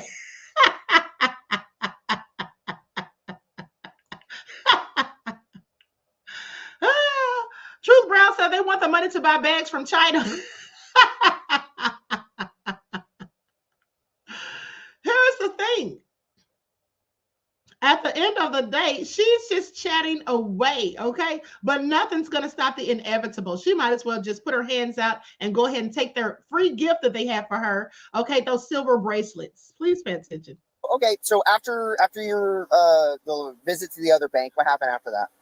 Hopped on the highway and I was trying to find a Burlington Coat Factory, but my GPS is crazy and she's been on the phone with her man the whole ride, and we've been listening to music. I hate to stop you again. Do you know who her man is? No.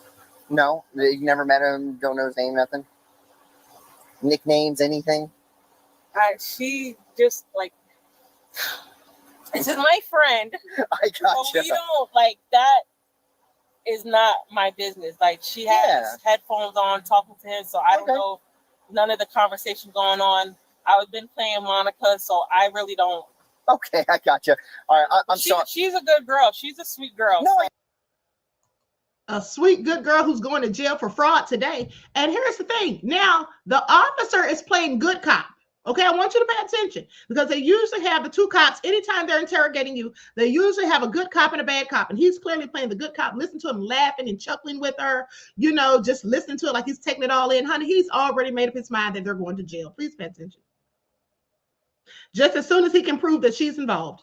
Yeah, she's very nice. That's why I'm so confused right now. No, I understand. No, she's very nice, and I'm getting the same vibe. But anyways, I'm sorry to keep cutting you off. So you guys are on the highway trying to find a Burlington Coat Factory. She's talking to her man. What happens after that? I went to the boutique. It's not a real boutique. It's just a girl that sells, like, am I gonna get in trouble for this? Well, counterfeit stuff, knockoff. It's okay. You won't get in trouble. She will, but we ain't worried about that. They didn't even have anything my size, so I was like, really, just.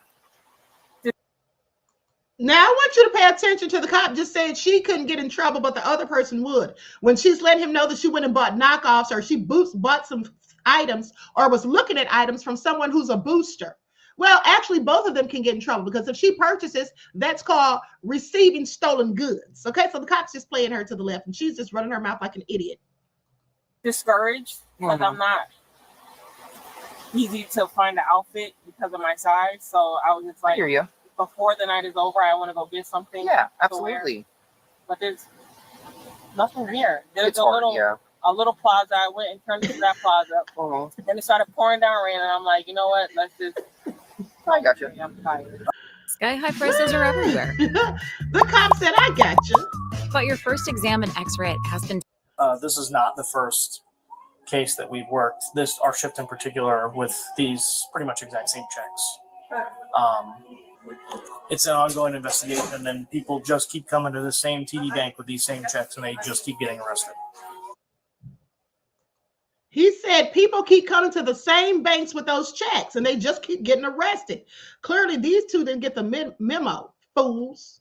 So ridiculous. Okay. I understand. There's a first time for everything. Okay. So it's time for you to be very honest about where the check came from and who gave it to you, where'd you get it, stuff like that. That's the bad cop. Because you're looking at some pretty serious charges right now. You know that it's not real, right? No, I did not know it. See, this cop right here is cut and dry. He's playing the bad cop. He's just letting her know what it is. Listen, you can sit here and try to talk. We know you did it. Come on. We've seen this before. We've worked the cases. They keep getting caught, and now you're caught. Okay? You didn't know that it was real? I promise you. Okay, so who gave it to you?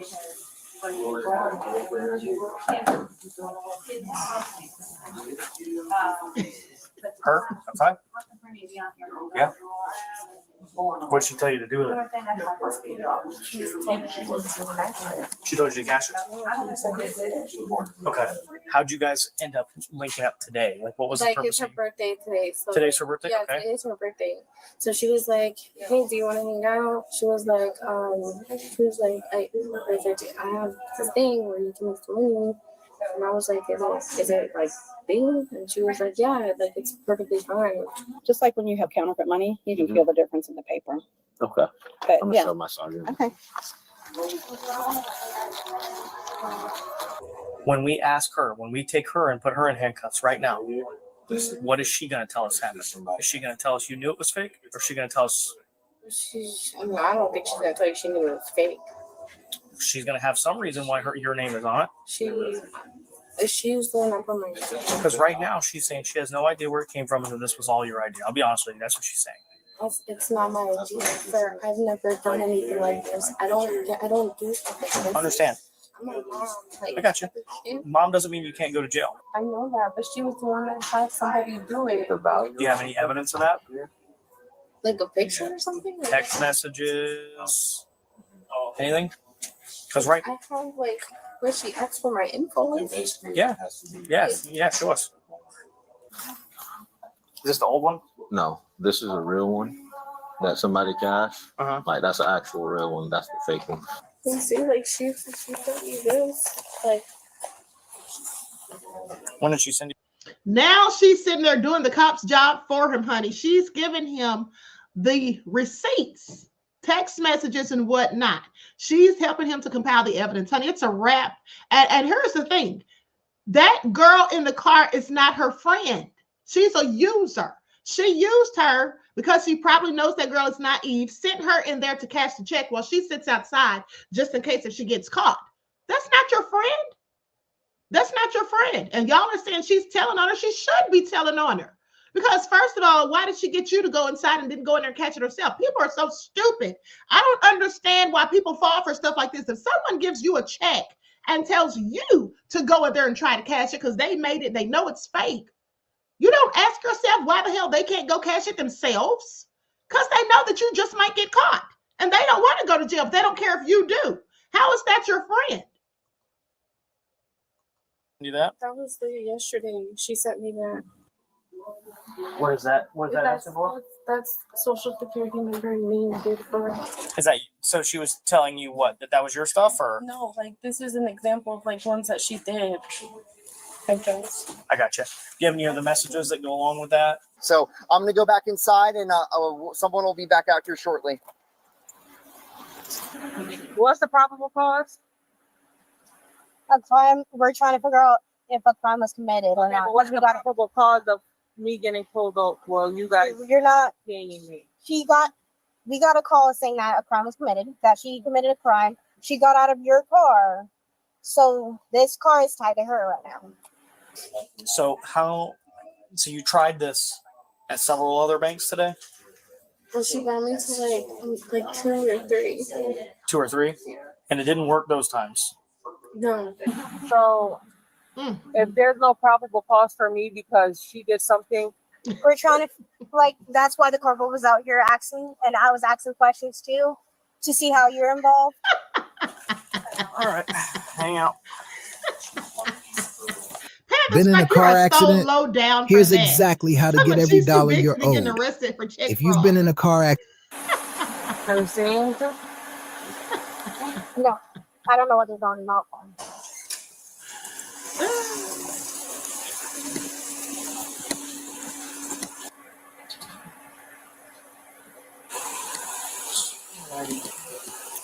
All right, so my sergeant and I want to ask you some follow-up questions. Before we do that, though, I need you to step out of the car so we can talk to you, because moving vehicles and active vehicles are... Get out of the car. 3880. Okay. Yeah, thank you.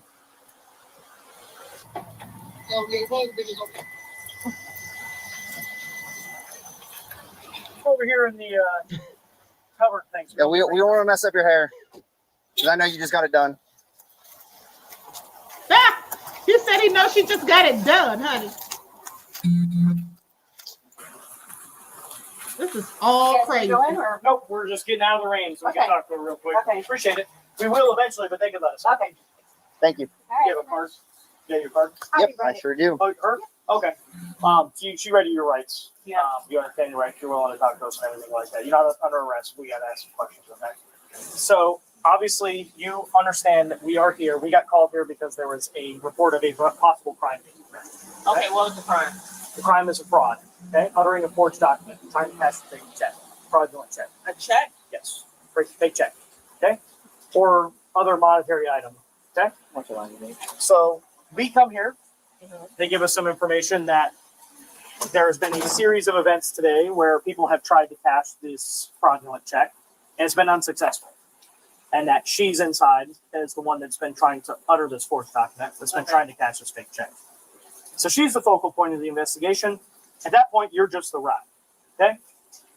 Up until the point where she tells us that you gave her the check, and she shows us text messages and images from an email, from a phone number, where these checks were being provided to her, where there was some personal information being exchanged to put on these checks so that they could be cashed, something along the lines of it's legit, blah, blah, blah. So from me or from her boyfriend? She is saying that they came from you. Her boyfriend. Okay. Panther Strike says she looks like Big U. Why would she tell us it was you? It's because she's well, it's her boyfriend. She's been on the phone literally all day with her boyfriend. I got you. So if you look at her call logs, she's been on the phone all day with her boyfriend. I got you. I'm just wanted to ask you, because that's what she's telling us. She's telling us that she didn't know they were fake, that she cashed them because you told her to. So what about her grandma giving them? I'll try to figure that out myself, because apparently that's all a lie. No, I just think that she's trying to cover up for her boyfriend. Okay. I mean, she is providing incriminating information about herself, right? And implicating you by saying you gave it. Did y'all hear that? He said she's providing incriminating evidence about herself and then bringing you in. Now, Truth Brown said, damn, now she bringing the boyfriend in on it? Yes, straight snitching, yes. And here's the thing. Now, she previously was pretending she didn't know anything about it, didn't know whether it was a check. She said it was something that she said her grandmother gave her, but now she has all the details and specifics and has the wherewithal to know that her boyfriend put her up to it. Please pay attention. Now, these are two bumbling idiots, okay? You know, So you did not give her these checks. You don't know anything about these checks. I know her boyfriend does that type of stuff, but she told me that was from her grandma, that she was going to come with me for my birthday. I got you. Okay. Look how the black female officer is looking at her. She already knows, honey, it's a rap. Girl, please. She wants to tell her. She really wants to say it. Please, ma'am, stop talking. You're giving them all of the things that they need. Okay, just please be quiet at this point. But no, she keeps running her mouth, snitching. I think her boyfriend, and I've never met him. Yeah, like, I've seen him on FaceTime, but she has earphones in, so that's how she was communicating with him all day. Sarge, what was that email again that she gave you?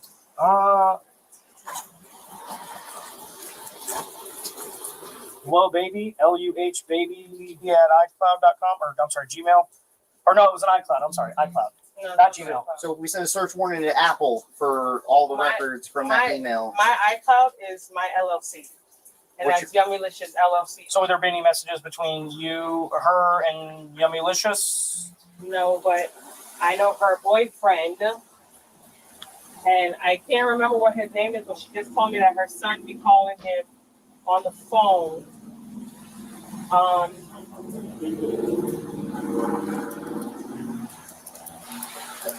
can't remember his name. But I know her boyfriend, and if you guys can find out her boyfriend's name, the last thing she told me about her boyfriend was that he's hot because the police raided his crib and took ID printers and stuff. But I didn't care to know about that because I don't know him. I just noticed the black officer over there. He's kind of cute. She should have been talking to him, trying to tell her sob story. Maybe he'd have felt sorry. Understood. And you don't have any knowledge about any of that going on, IDs being stolen, anything? No. She's about to get social security numbers and all. Still not free to leave. We're still investigating. I'm still not free to leave. Stop using ChatGPT for your research.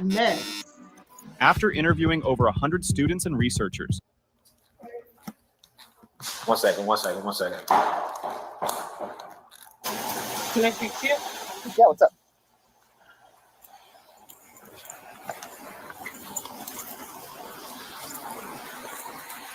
I don't want to go to jail. I understand. I cannot go to jail. I understand. Like, seriously, I cannot go to jail. I understand. My daughter is going to be devastated. I understand. Well, honey, you should have thought, no. Don't sit over and tell that man this bull crap.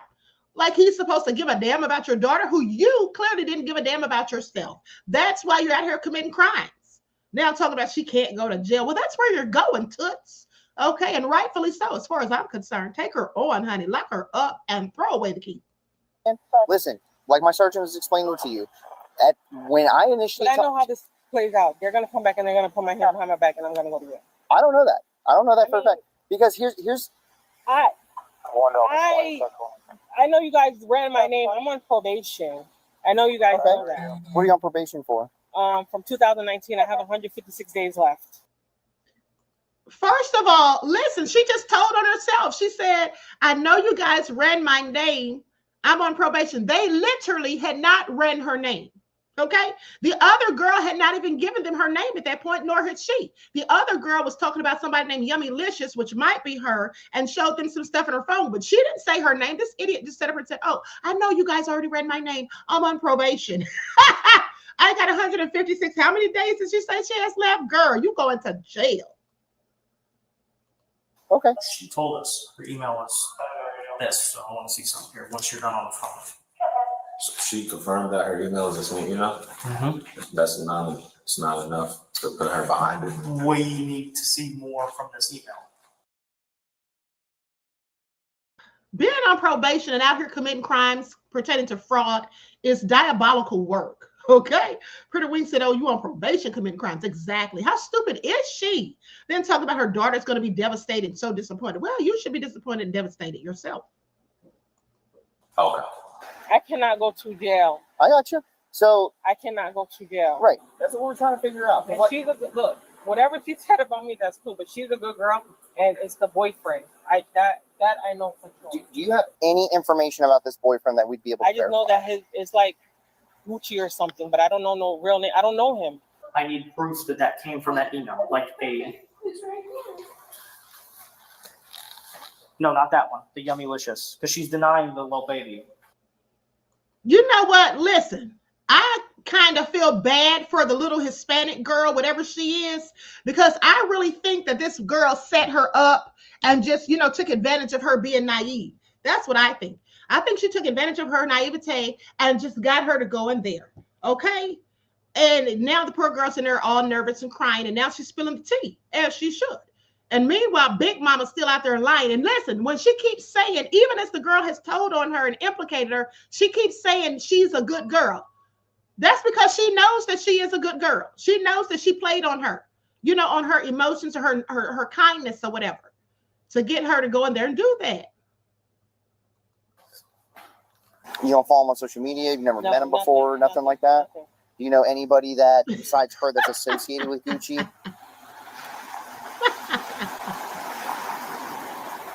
Anywhere that could lead us down a breadcrumb trail to who is? Gucci. Gucci's calling you? Okay. Is it from a phone number or how's he calling you? Through Telegram. Through Telegram? Okay. It says so Gucci. So Gucci? Gotcha. Okay. You want to answer and see what he says? I'm scared. Did she get to him first? That I don't know. That's going to be 2 against 1, but I know. Now, I want you all to pay attention. The girl's boyfriend supposedly just called her on Telegram. The officer asked her if she was going to answer it, and she said she wasn't going to answer it. And then talk about, did she get to him first? Now, she doesn't want to answer it because she's afraid of what he's going to say. Because what if she answered and he says, hey, you got my girl caught up. Or that check you gave her is fraudulent or whatever. She don't want to answer it because of that. Talking about, did she get to him first? It's going to be 2 against 1. Girl, you made your bed, so lie in it. That he is her provider, and she's probably not going to want. I'm a friend. Feel me? Like when it comes to women, like even with my best friends, if I tell them don't date a guy, they're still going to date a guy. Through Rula, it's easier to connect with a therapist who specializes in you. This is all hilarious to me. Now, just listen to the officer, okay, when she's talking and telling all these lies. He's like, He's being sarcastic because he knows she's full of crap. You want to look through these? So this was today. Okay, today, happy birthday. There's not much like on this Yummylicious one. Like she uses that one more. Is her name in the little baby chat? Like no. Is her name in the Like little her baby chat? Yeah. Huh. I'm a Cancer. I'm gonna just say that. I'm a Cancer, so I'm a good person. Yeah. But I do not want to go to jail. I cannot go back to jail. No, I just got out of jail for a violation of probation. I have 100 and probably 40 something days left. I want this life to be behind me. Girl, you just got arrested for violation of probation. How many times are you going to violate your probation? This time it's getting revoked. Okay. And then she's talking about she wants this life behind her. But girl, you're still committing a whole life of crime. Do y'all hear this idiot sitting up here? I cannot go to jail. I'm on probation. I just got out of jail for violation of probation. All of this is not helping her. Why is she sitting there spilling all this tea? All this is making her look like is that she's a hardcore criminal. She's a recidivist. She's someone who can't keep herself from going to jail. You're on probation and you're still committing crimes, not once, but now again. Ooh, honey, take her to jail and lock her ass up, honey, because I'm tired of hearing her bull crap. I just got approved for a new apartment. Like I'm really trying to change my life around. Right. I don't drink. I don't smoke. I don't even go clubbing. Nothing. Like. Y'all hear this? Hold on. I got something for y'all. She really needs to sit down somewhere at the end of the day. Okay, because I absolutely cannot. Okay. Play some sad piano music with the rain pouring because it's raining out there on her head.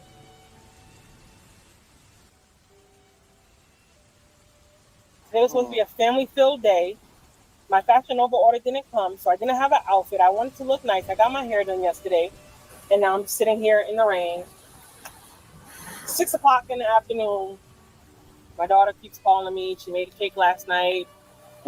It's like, I understand what you're saying, and I know this is your job, and I know my man, he takes law, so that's why he's trying to educate me. But I cannot use so little. I'm sorry, and I'm so big. She said her man takes law, so he tries to educate her little honey. Just because your boyfriend went to prison, okay, and studied law while he was there, does not mean he takes law. All right, girl, please sit down. Jeff said she ain't never gonna learn. Okay, exactly. Thank you for your insight into the topic, beloved, and your donation to the channel. Peace, love, and blessings. Look at the little black cop over there laughing with her, knowing she's going down for the count. But I seriously cannot go to jail. I understand, and like even if a crime is committed, I'm not the blame. I'm not the fault for it. Like her boyfriend, I know, initiated all of this. She said it was all your boyfriend, that your boyfriend gave you the checks or whatever. No, it wasn't. He has nothing to do with this. Like at all. Did you have any contact with him today? Earlier, like I called him to check on him to make sure he ate. And then I just called him just now to see if he could check on my son or me. Okay. I need to figure out who has to be on this one. In one of those videos, it showed a tattoo. Yeah, she has a thigh tattoo. Is she wearing shorts? Yeah, she is. She just got a thigh tattoo recently, she said.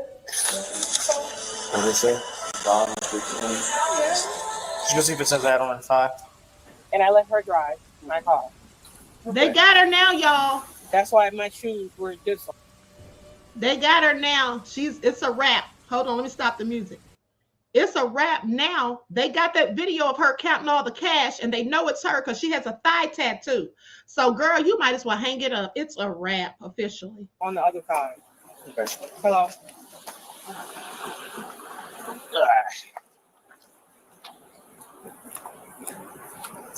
You're gonna ask me what that was for.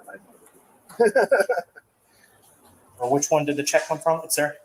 That was this one. Okay, that's right. What about all those pictures of the erasing the social and all that? Where'd that come from? You know what I'm talking about? Like where you had it was like marked out on the social. The bank and the people who work there have their rights. You have your rights. His name is Lamar. Because my boyfriend's middle name is the same as his. It's Lamar. Now, she has told so many different stories, you guys. Are you keeping up with the lies? First, she said she didn't know the boyfriend's name. She said she didn't know the girl's boyfriend's name. Okay? Then she said she heard them call him Gucci or something. And then she said, but I don't know his name. Now she says his name is Lamar because his name and my boyfriend's middle name are the same. Girl, if that were the case, how did you claim you didn't know it in the first place? She's an idiot. Lock her up for stupidity. It's Lamar. Okay. So I know this has everything to do with him. I'm not saying I'm innocent, but he is her manipulator because he's her provider, if that makes sense. And she's a sweet girl. She's an innocent girl. Yeah, no, I got you. But look, I do have one question. If I am going to jail, can we wait until my people come? That is, we can't facilitate that. It just depends on how long we're here for. If they show up when we're here, then they show up. If not, then it is what it is. But am I going to jail, and what will be the charge? I don't. Here's the thing, people. Now listen. The way she keeps saying that the young lady is a good girl, she's a nice girl, the boyfriend manipulated her, he's the provider. She's literally talking about herself. She's projecting her own answers onto the boyfriend, saying he's the provider. No, she is. She gave her that fake check. And she's the one who manipulated her into doing it. And like I said, it's because she knows that's a good person. This is somebody who she's pretended to be a friend to and just used her for her own financial gain, okay? And now this poor lady who's probably never even been in jail in her life is going to be in jail with a record thanks to this fool. And this is a felony, just so you know. Maybe she can get the charges downgraded because if she's a first offender. No, I don't know at this point because I can't go to jail. I understand. So can I help you guys? That's what we're trying to do, right? No, So seriously, I don't understand. no one wants to go to jail, and especially My not daughter's on their gonna birthday. be so disappointed. I can understand that. And I'm not going to sit here and make you any promises or guarantees because that's not my place and that would be unethical of me. Okay? Because I'm not in this business to make solid promises because with how rapidly things can change, people would paint me as a liar. Okay? Especially if I think one thing and then another thing happens because of information that I don't know about, right? At this point, like I was trying to explain earlier, is it's not that we're just solely gunning for you, right? We initially, when we talked to you, we were under the impression that you were just a friend driving a friend, right? And that could still be the case. We got this new information that we have to vet. So, if you ask me, she needs to be also charged for wearing those biker shorts. Like, girl, anybody shaped like that should not be wearing biker shorts. Okay, just saying. Nothing. Great. The new GoDaddy Arrow has AI marketing tools to help small. I was eating ice cream before this. So, Taking me to jail. huh? He's taking me to jail. What makes you think that? Plus, he keeps smiling. Who? Officer Kelly? Yes. He was smiling because he saw because I was watching him walk out of that little bowl and he laughed and he said I was eating ice cream before this because I was looking at him funny because I didn't know why he had a bowl with a pink spoon. Am I going to jail? Probably. Just saw some messages from your Yummylicious LLC.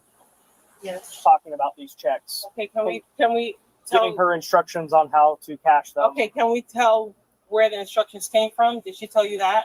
What do you mean? From her boyfriend Gucci, that if you look up his name, Lamar or something, his house just got raided for ID printers and stuff. Right. So I understand what you're saying, but that's still you. Did she change the name of what? For the email? No. We verified it that those messages came from that email. Okay. Of you giving. Look at her, still trying to lie. Now she's cold busted. See, at this point, she should definitely know not to say anything. Okay, now you're flat out lying even more so when the man's already got proof. Just shut the hell up. And she keeps trying to blame it on the boyfriend. The fact of the matter is, even if the boyfriend is involved, he's not there right now. You are, and they already know that you're a party to it. So just stop trying to snitch on somebody else thinking it's going to get you out of there, because it's not.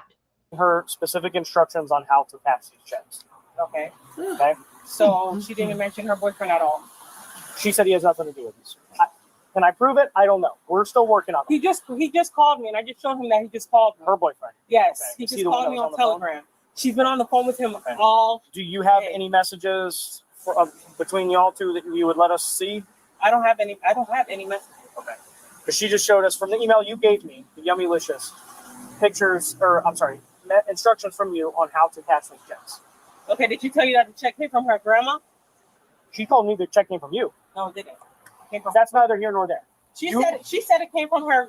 She told me it came from her grandma. Okay. Then she said that Gucci, her man, does all of this. He has ID printers. That I'll get some money if I drive her. Now listen to how the story's changing. Now all of a sudden she told her that a boyfriend gave it to her and that she'd get some money. Girl, she literally just sat there and acted like she didn't know what the hell was going on at first. I want you all to think about that. What the cops are likely thinking. She sat there and pretended not to know anything about it. She should have just kept that position. No matter what they came out and told her, keep your mouth shut. But she's just talking so much. She's just making it. Now see why she's been in jail so many times. She's just really making this worse for herself. What an idiot. Then I'm telling her, like, I got to go do stuff for myself because it's my birthday. I got you.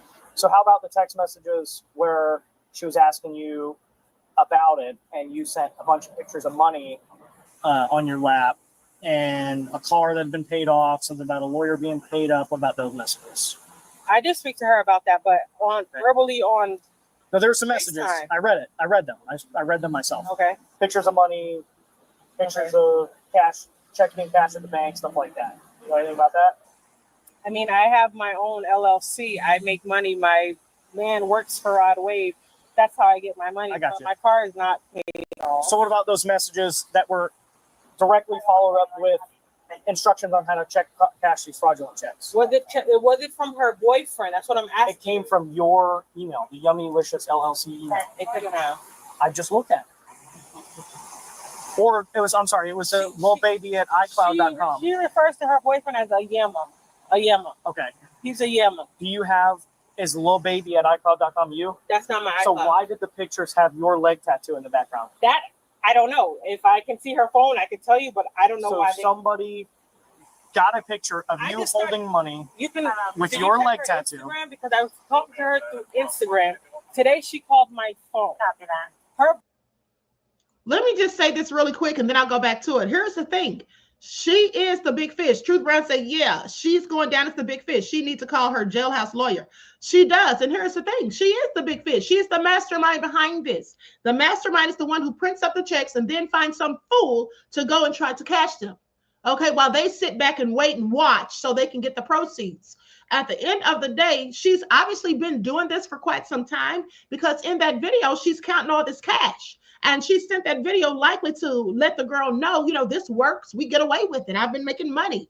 And so the girl went ahead and did it thinking that she would get away with it, honey. But after going to 2 banks and getting turned down, I would have taken that as the Most High trying to stop me from getting it over my head and just telling her, honey, you're on your own.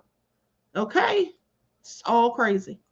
Boyfriend and her have been in a chat on Telegram. And just now when I look on Telegram, you can erase all the messages. He erased the messages, then he prompted to call me, and I just showed Officer Johnson that he was calling my phone. Okay. What does that have to do with the pictures of all the money on top of your tattoo on your leg? I don't know. Because I'm asking you things and you're just like, woo, looking all the way around. Okay, because I know that this initiated from the boyfriend. Okay. Are you a part of it? And I don't care who initiated it, but are you a part of it? Did you know that this was taking place? Did I know she was going? That's what I'm trying to figure out what's going on. Yeah. When we left, did the you know last about bank, these checks? She said it wasn't a check. Or a bond, whatever you call Well, it. she had that at the last bank. Yes. Okay. Prior to that, did you know? No. I do not believe you. I saw text messages, and I think you are lying. I think you're lying. Okay, straight up. Am I going to jail? Most likely. What is it going to take for me not to go to jail? Tell us the truth. And I'm talking about the truth that we can prove. Not your truth that whatever. The truth that But I'm still going to end up going to jail. I don't know. It depends. You're not giving me anything as far as your knowledge on this. I don't know what your knowledge on this is. That's what I'm trying to piece together. We both spoke to her boyfriend, Gucci. Okay. Maybe 2-3 days ago. Okay. And he said, do I have a car? Okay. And I was like, yeah. Okay. And he said that I can make some money. He said you can make some money. Or you both. He told me. Okay. He said you can make some money. His name is Gucci. Okay. I just remembered his first name is Lamar. Okay. So when he said you can make some money, how did he say you're going to make this money? They were on FaceTime. I was on FaceTime. I was making dinner, and he was like, am I going to be free yesterday? And I was like, no, I have to get my hair done. Okay. Then he asked me, what about today? So she asked me, can I bring her around because she didn't have a car? Right. And I'm like, yeah, I got you. All right. And then what else? That's it. It's not what the text messages say. You're still not telling me the truth. And don't want to stand here in the rain and get lied to. So you can just go to jail. No, I don't. So tell me the truth.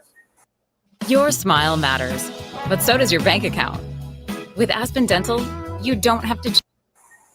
I'm tired of getting rained on. I know you're tired of getting rained on. Tell me the truth. I was supposed to make money with her boyfriend. With her boyfriend? Yeah. How? With He the checks? No, he said to be her driver. And then he said something about to go to her house and get something and what's her grandma's name and stuff like that. And we were all in a group chat. Okay. So there's messages at her specifically asking you what your percentage cut would be. And he's not in the group chat? No. So the messages okay. They're gone. Explain how there's text messages of her specifically asking you what is your percentage. But is there no messages between the boyfriend too? Because we were all chatting together. No. They just came from your email. So let me answer my question though. Why would there be a message from her asking you specifically what is your percentage? I don't know. Well, you answered it. You're like, we split it evenly.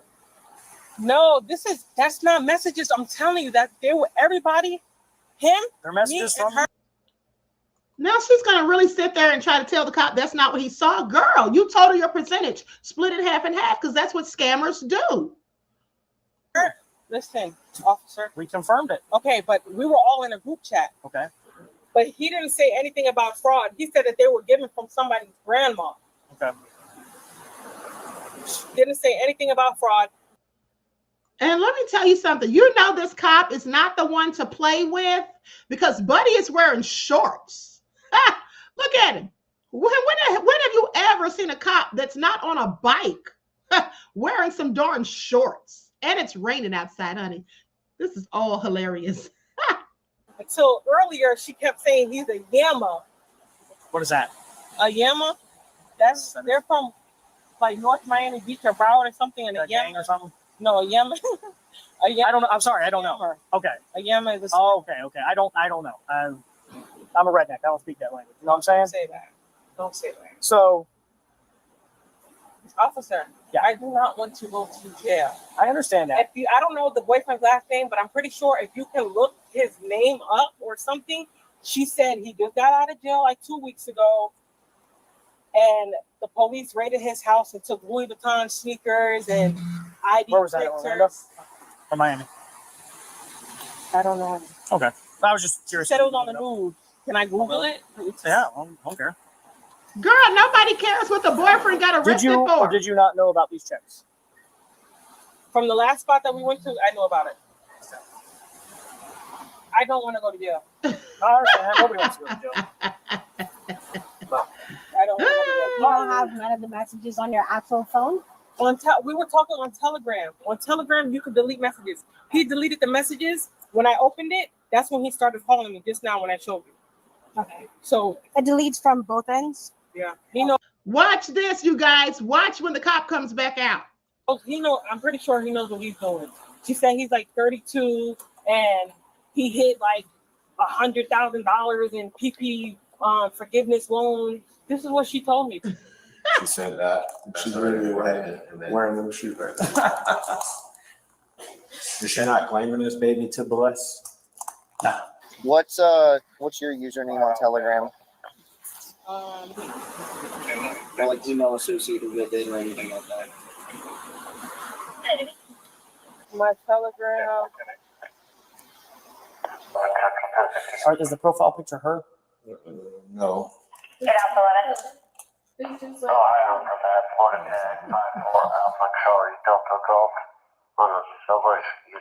Oh snap! Can you go back to it? It's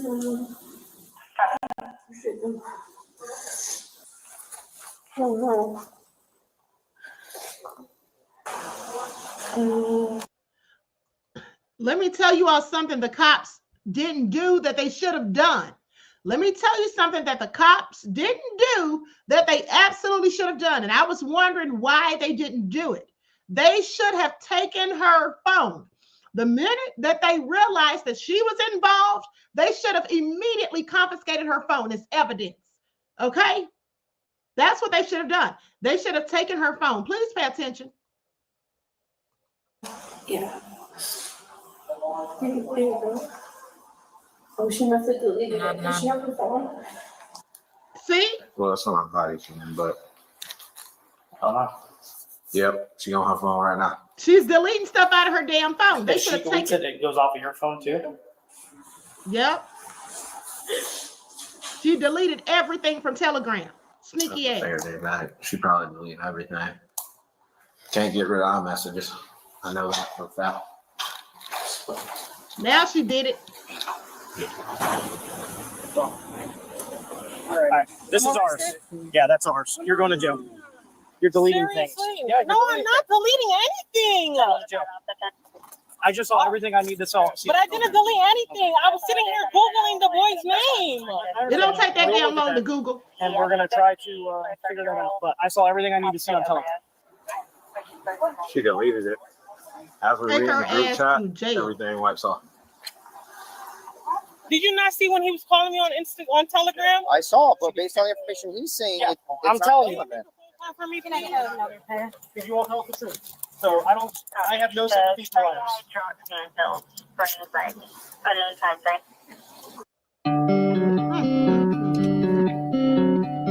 Just lying. Did you get somebody to pick up your kid? Okay. I saw everything I need to see on Telegram. So, and then it miraculously disappeared, and you have your phone in your hand. I was Googling. I just asked him if I could Google. I'm honest to you. He can do that. Who? We're all the boy Gucci. We're all in a group chat. Okay. Well, however they disappeared, we saw what we needed to see. It's been captured on our body cameras of you sending these messages, getting her personal information to put on these chicks that you knew were fraudulent. She knew they were fraudulent. You're both going to jail. That's it. Bye. That's plain and simple. Okay, what is the charge? Uttering a forged document. And is there a bond for that? You aren't getting a bond. 4,500. So 250 will get you out. What's your criminal history like? Let me ask you that. I'm on probation. Oh, nope, no bond. You're done then. Sorry. You ain't getting no bond, baby. Can I speak to you, or can I help? I gave you that chance, and you lied. Is there anything that, because I cannot go to jail, my daughter's gonna be so disappointed? Girl, don't nobody I'm care. disappointed. Society's disappointed. You committed a felony, and you lied about it. And I gave you every opportunity to tell me the truth, and you still lied. Let me tell you all something. Those cops were very nice and cordial. She should have just been quiet and said, listen, I just prefer to speak to an attorney. And left it at that. Sitting up there telling all them damn lies and they find out you're lying, all you're going to do is piss them off even worse. Then you try to delete evidence. They're going to charge you with that too. That's another charge, okay? Destruction of evidence. That's exactly what she was doing. Honey, she is such an idiot, honey. It's going down, honey. You might as well kiss your birthday goodbye, honey. Take off that bonnet because that hair, please. I gave you a wrap. So is there any way that you can find the boyfriend's information? We'll work on that. That's part of him. that's Yeah, part of the rightfully investigation. so, okay. His guilt doesn't mean your innocence, right? Just because he's guilty doesn't mean you're innocent. I'm gonna just take off her jewelry and stuff and just throw it in the bag. I'm not the brain of the operation. It was everybody that put it together. So Understood. Okay, I'm not innocent. Okay, so you knew more than you said you did. Did I get it right phone? That's her second phone? Yeah, she's two phones. Oh, good. Fantastic. Bye-bye, both of them.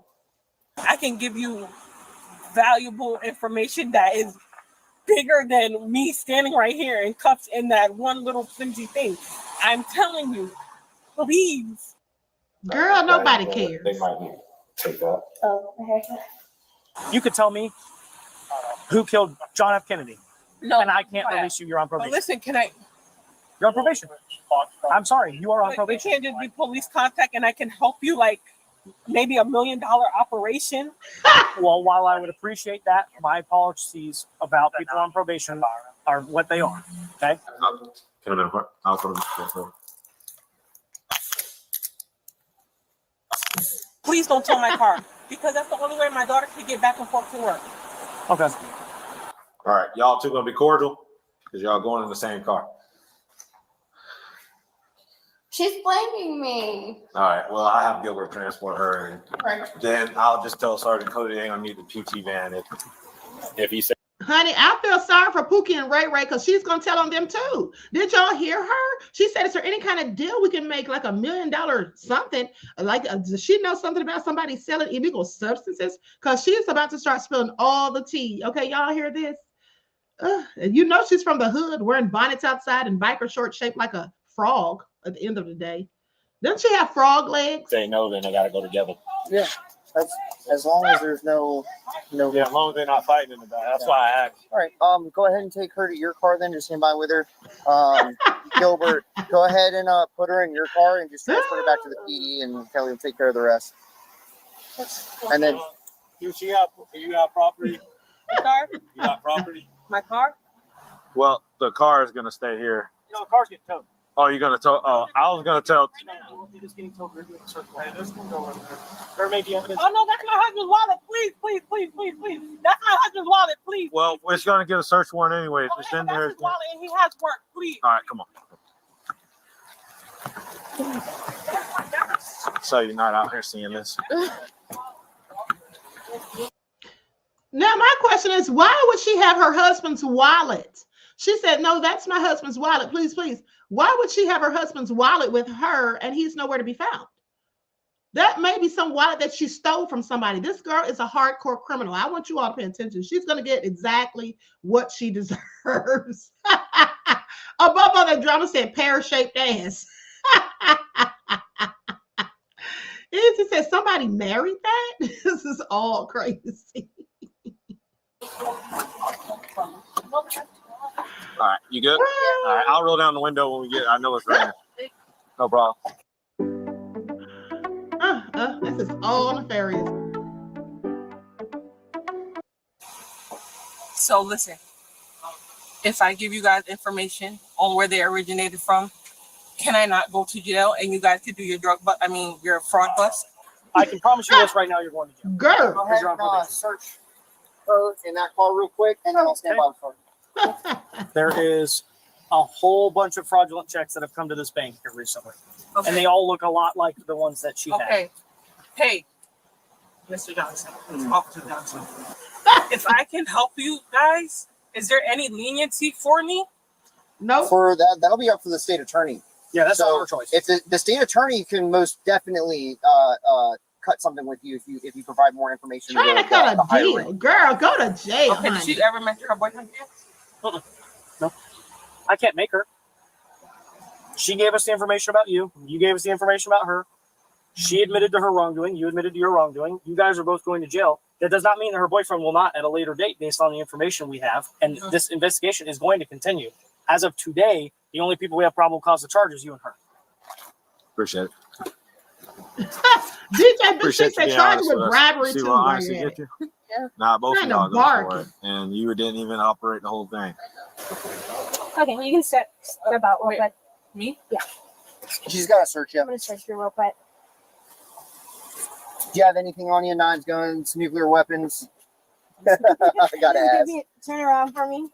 So for my car gonna get repoed. It stays in evidence. Your car. So right now your car's getting towed because we're going to complete a search warrant on it and search the contents of it. As long as it's no longer evidence, you guys can go in and get whatever property you need, including the wallets. The only time you can't do that is when it's still. You can take it off. The only way that you're not gonna be able to get into it at all is when you still have it as evidence. If it's still evidence, I honest to God, if I could give you a good answer, I would, but I can't because it could be very quick. It could take a long time. Not a long time as in years, but like it might take a few weeks. All right. Yes, ma'am.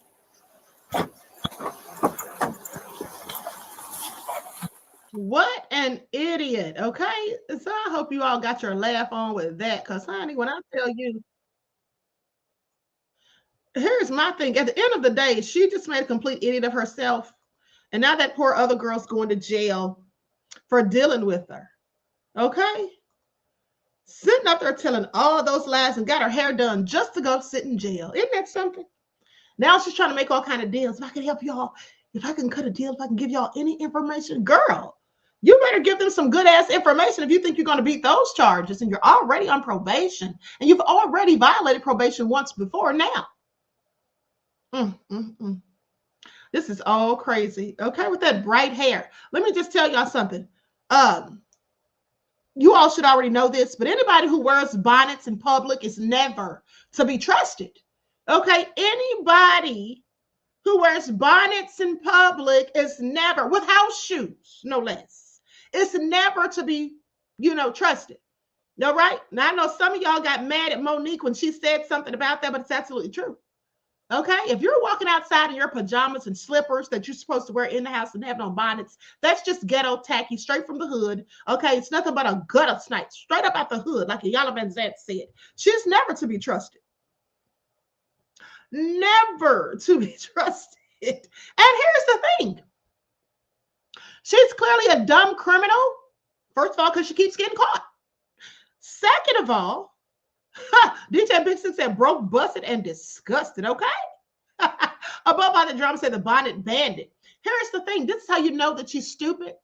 Because it would have behooved her to delete all that stuff out of her phone and off Telegram before they wouldn't try to cash the check. How dumb are you, lady? She goes to the scene of the crime with evidence about the crime. She should have gotten rid of all that stuff. Better yet, she should never have sent it. You literally know where the lady lives. You could have gone to her house and talked to her person to person. You wanted to show her videos of money. Why would you even take videos of yourself with money? You see how people get caught up? And here's the thing. She's going to do a whole bunch of time because she's done all those checks. She's been doing this for some time now. Remember, the cops said that people are always coming to those banks trying to cash those checks and to get caught. She's probably the one who's been doing the checks. Okay, she's definitely been doing it before. That's why she had that video counting all the cash. So they're going to link, when they say the investigation continues, they're right, because what they're going to do is they're going to check her car to see if there's any proof in there, any evidence or whatever. There's clearly somebody else's wallet in her vehicle because she said it's her husband's. Why the hell would your husband's wallet be in your vehicle with you when he's not there? I think she probably stole that wallet. She's a whole criminal. Okay, it's no telling what all kind of dirt she gets into at the end of the day, but they're going to tie all of those fraudulent check transactions that have been attempted or any more that happened after. They're going to probably charge her, try to pin all that on her because she definitely, and they're going to get a warrant, go to her residence and see if the printing stuff and all of that's there. That's the next move. She's just done. Okay, she is just done. Sweet B said, even when you delete stuff, they can still retrieve it. Of course. Pretty Wing says she has a husband and a boyfriend. Honey, they must be just using her for money, okay, for her stupidity. Coco Marshmallow says, now, Queen, my hair was freshly washed the other day. I threw a bonnet on to go to the store before they closed. Yeah. I'm not wearing a bonnet outside in public ever, beloved. A scarf, maybe. A scarf, maybe. A hat. There are a myriad of things that you could put on your head than a bonnet. Now, I'm just telling you, beloved, they have stereotypes about people who go outside with bonnets on. And I believe those stereotypes because usually it's people just like her. Now, do you want to be likened to her? Because I don't. So therefore, even if you're not that way, people are going to think you're ghetto, hood, ratchet, or whatever, criminal. Now, everyone may not think that, but some people surely will. And they're going to look at you with a side eye. So I'm not good outside in bonnets. Yeah, no. Oh, hell no, said bonnet crew unite. Joy said, I'm with you, Queen. No bonnet for me. No, I just can't do it. I just can't. First of all, listen, you never know who you're going to meet when you step out of the house. Let me tell you all a story real quick. I went out of the house one time. This was years ago. And I went in this store. I forget the name of it, but it was like a Jamaican-owned clothing boutique. Had some really nice stuff, very expensive. I went in there to check it out. And who did I see when I walked up in there? Besides the actor Leon. Okay? Y'all know how fine and handsome Leon is, honey. Now, just imagine if I'd have walked in there with a bonnet on or looking raggedy. Yeah, no. That's one thing I always think about. You never have a second chance to make a first impression. That's how I live my life. So when you go outside, you don't know who you're going to run into. Okay? And you sitting up there with a bonnet, looking all crazy, looking all forlorn and ghetto, please. Okay? You could just turn somebody right on off. All right? That's all I'm saying. Leon took a picture with me that day. Could you imagine if I went in there with a bonnet and house shoes? And biker shorts built like a linebacker for the Giants? Joy said, Leon is fine. Yes, he is, honey. Please pay attention. Okay, toxic therapist, please sit down. Talk about even tap that queen. Sorry, sir. Did I look like a groupie? No. I don't know that man. I just like his work. Okay, the queen is not a groupie. Okay, please pay attention. All right, now sit down somewhere. Because that was nefarious. Did he tap that? Are y'all serious around here?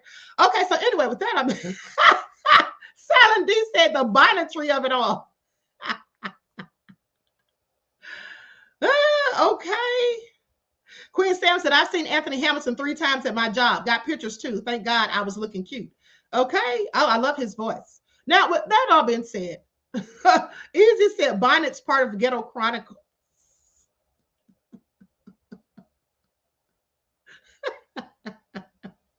Toxic therapist said cap queen. So you're saying I'm lying? Okay. I'm not going to try to convince you. Okay, Cookie said, I wear scarves or wrap because I'm a queen. Okay. Y'all are something else. Listen, I'm out of here. I hope you all got your laughs on, honey. But anyway, with that all been said, I hope you all enjoy the rest of this beautiful day. For those of you that follow the spiritual channel, we're going to be on there in 1 hour. It is 11:45. So 1:45, we'll be on the spiritual channel. And then I will be back on here later so we can talk about the politics and what Trump's got going on. Okay, so anyway, I love you all to life. I hope you enjoy the rest of this beautiful day. Each one teach one. That's how we grow and thrive. Do something productive, constructive, but never destructive. And always remember to keep the Most High first in your lives. Oh, before I go, I have one question. Does anybody in here watch Real Housewives of Atlanta and know what's going on with Britt Edie and Kenya Moore? One's in the chat. You're welcome, Silent D. One's in the chat if you all have heard about what's going on with Kenya Moore and Britt Edie.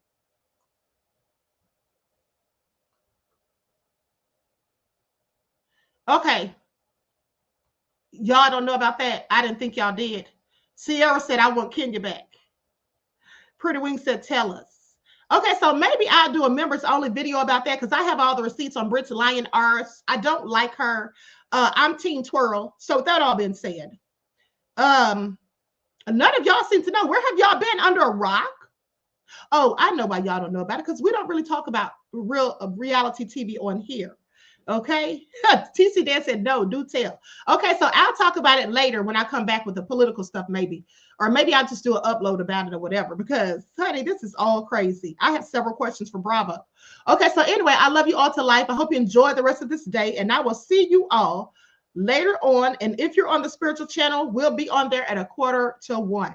Okay, so. Each one teach one. That's how we grow and thrive. Do something productive, constructive, but never destructive. And always remember to keep the Most High first in your lives. Peace.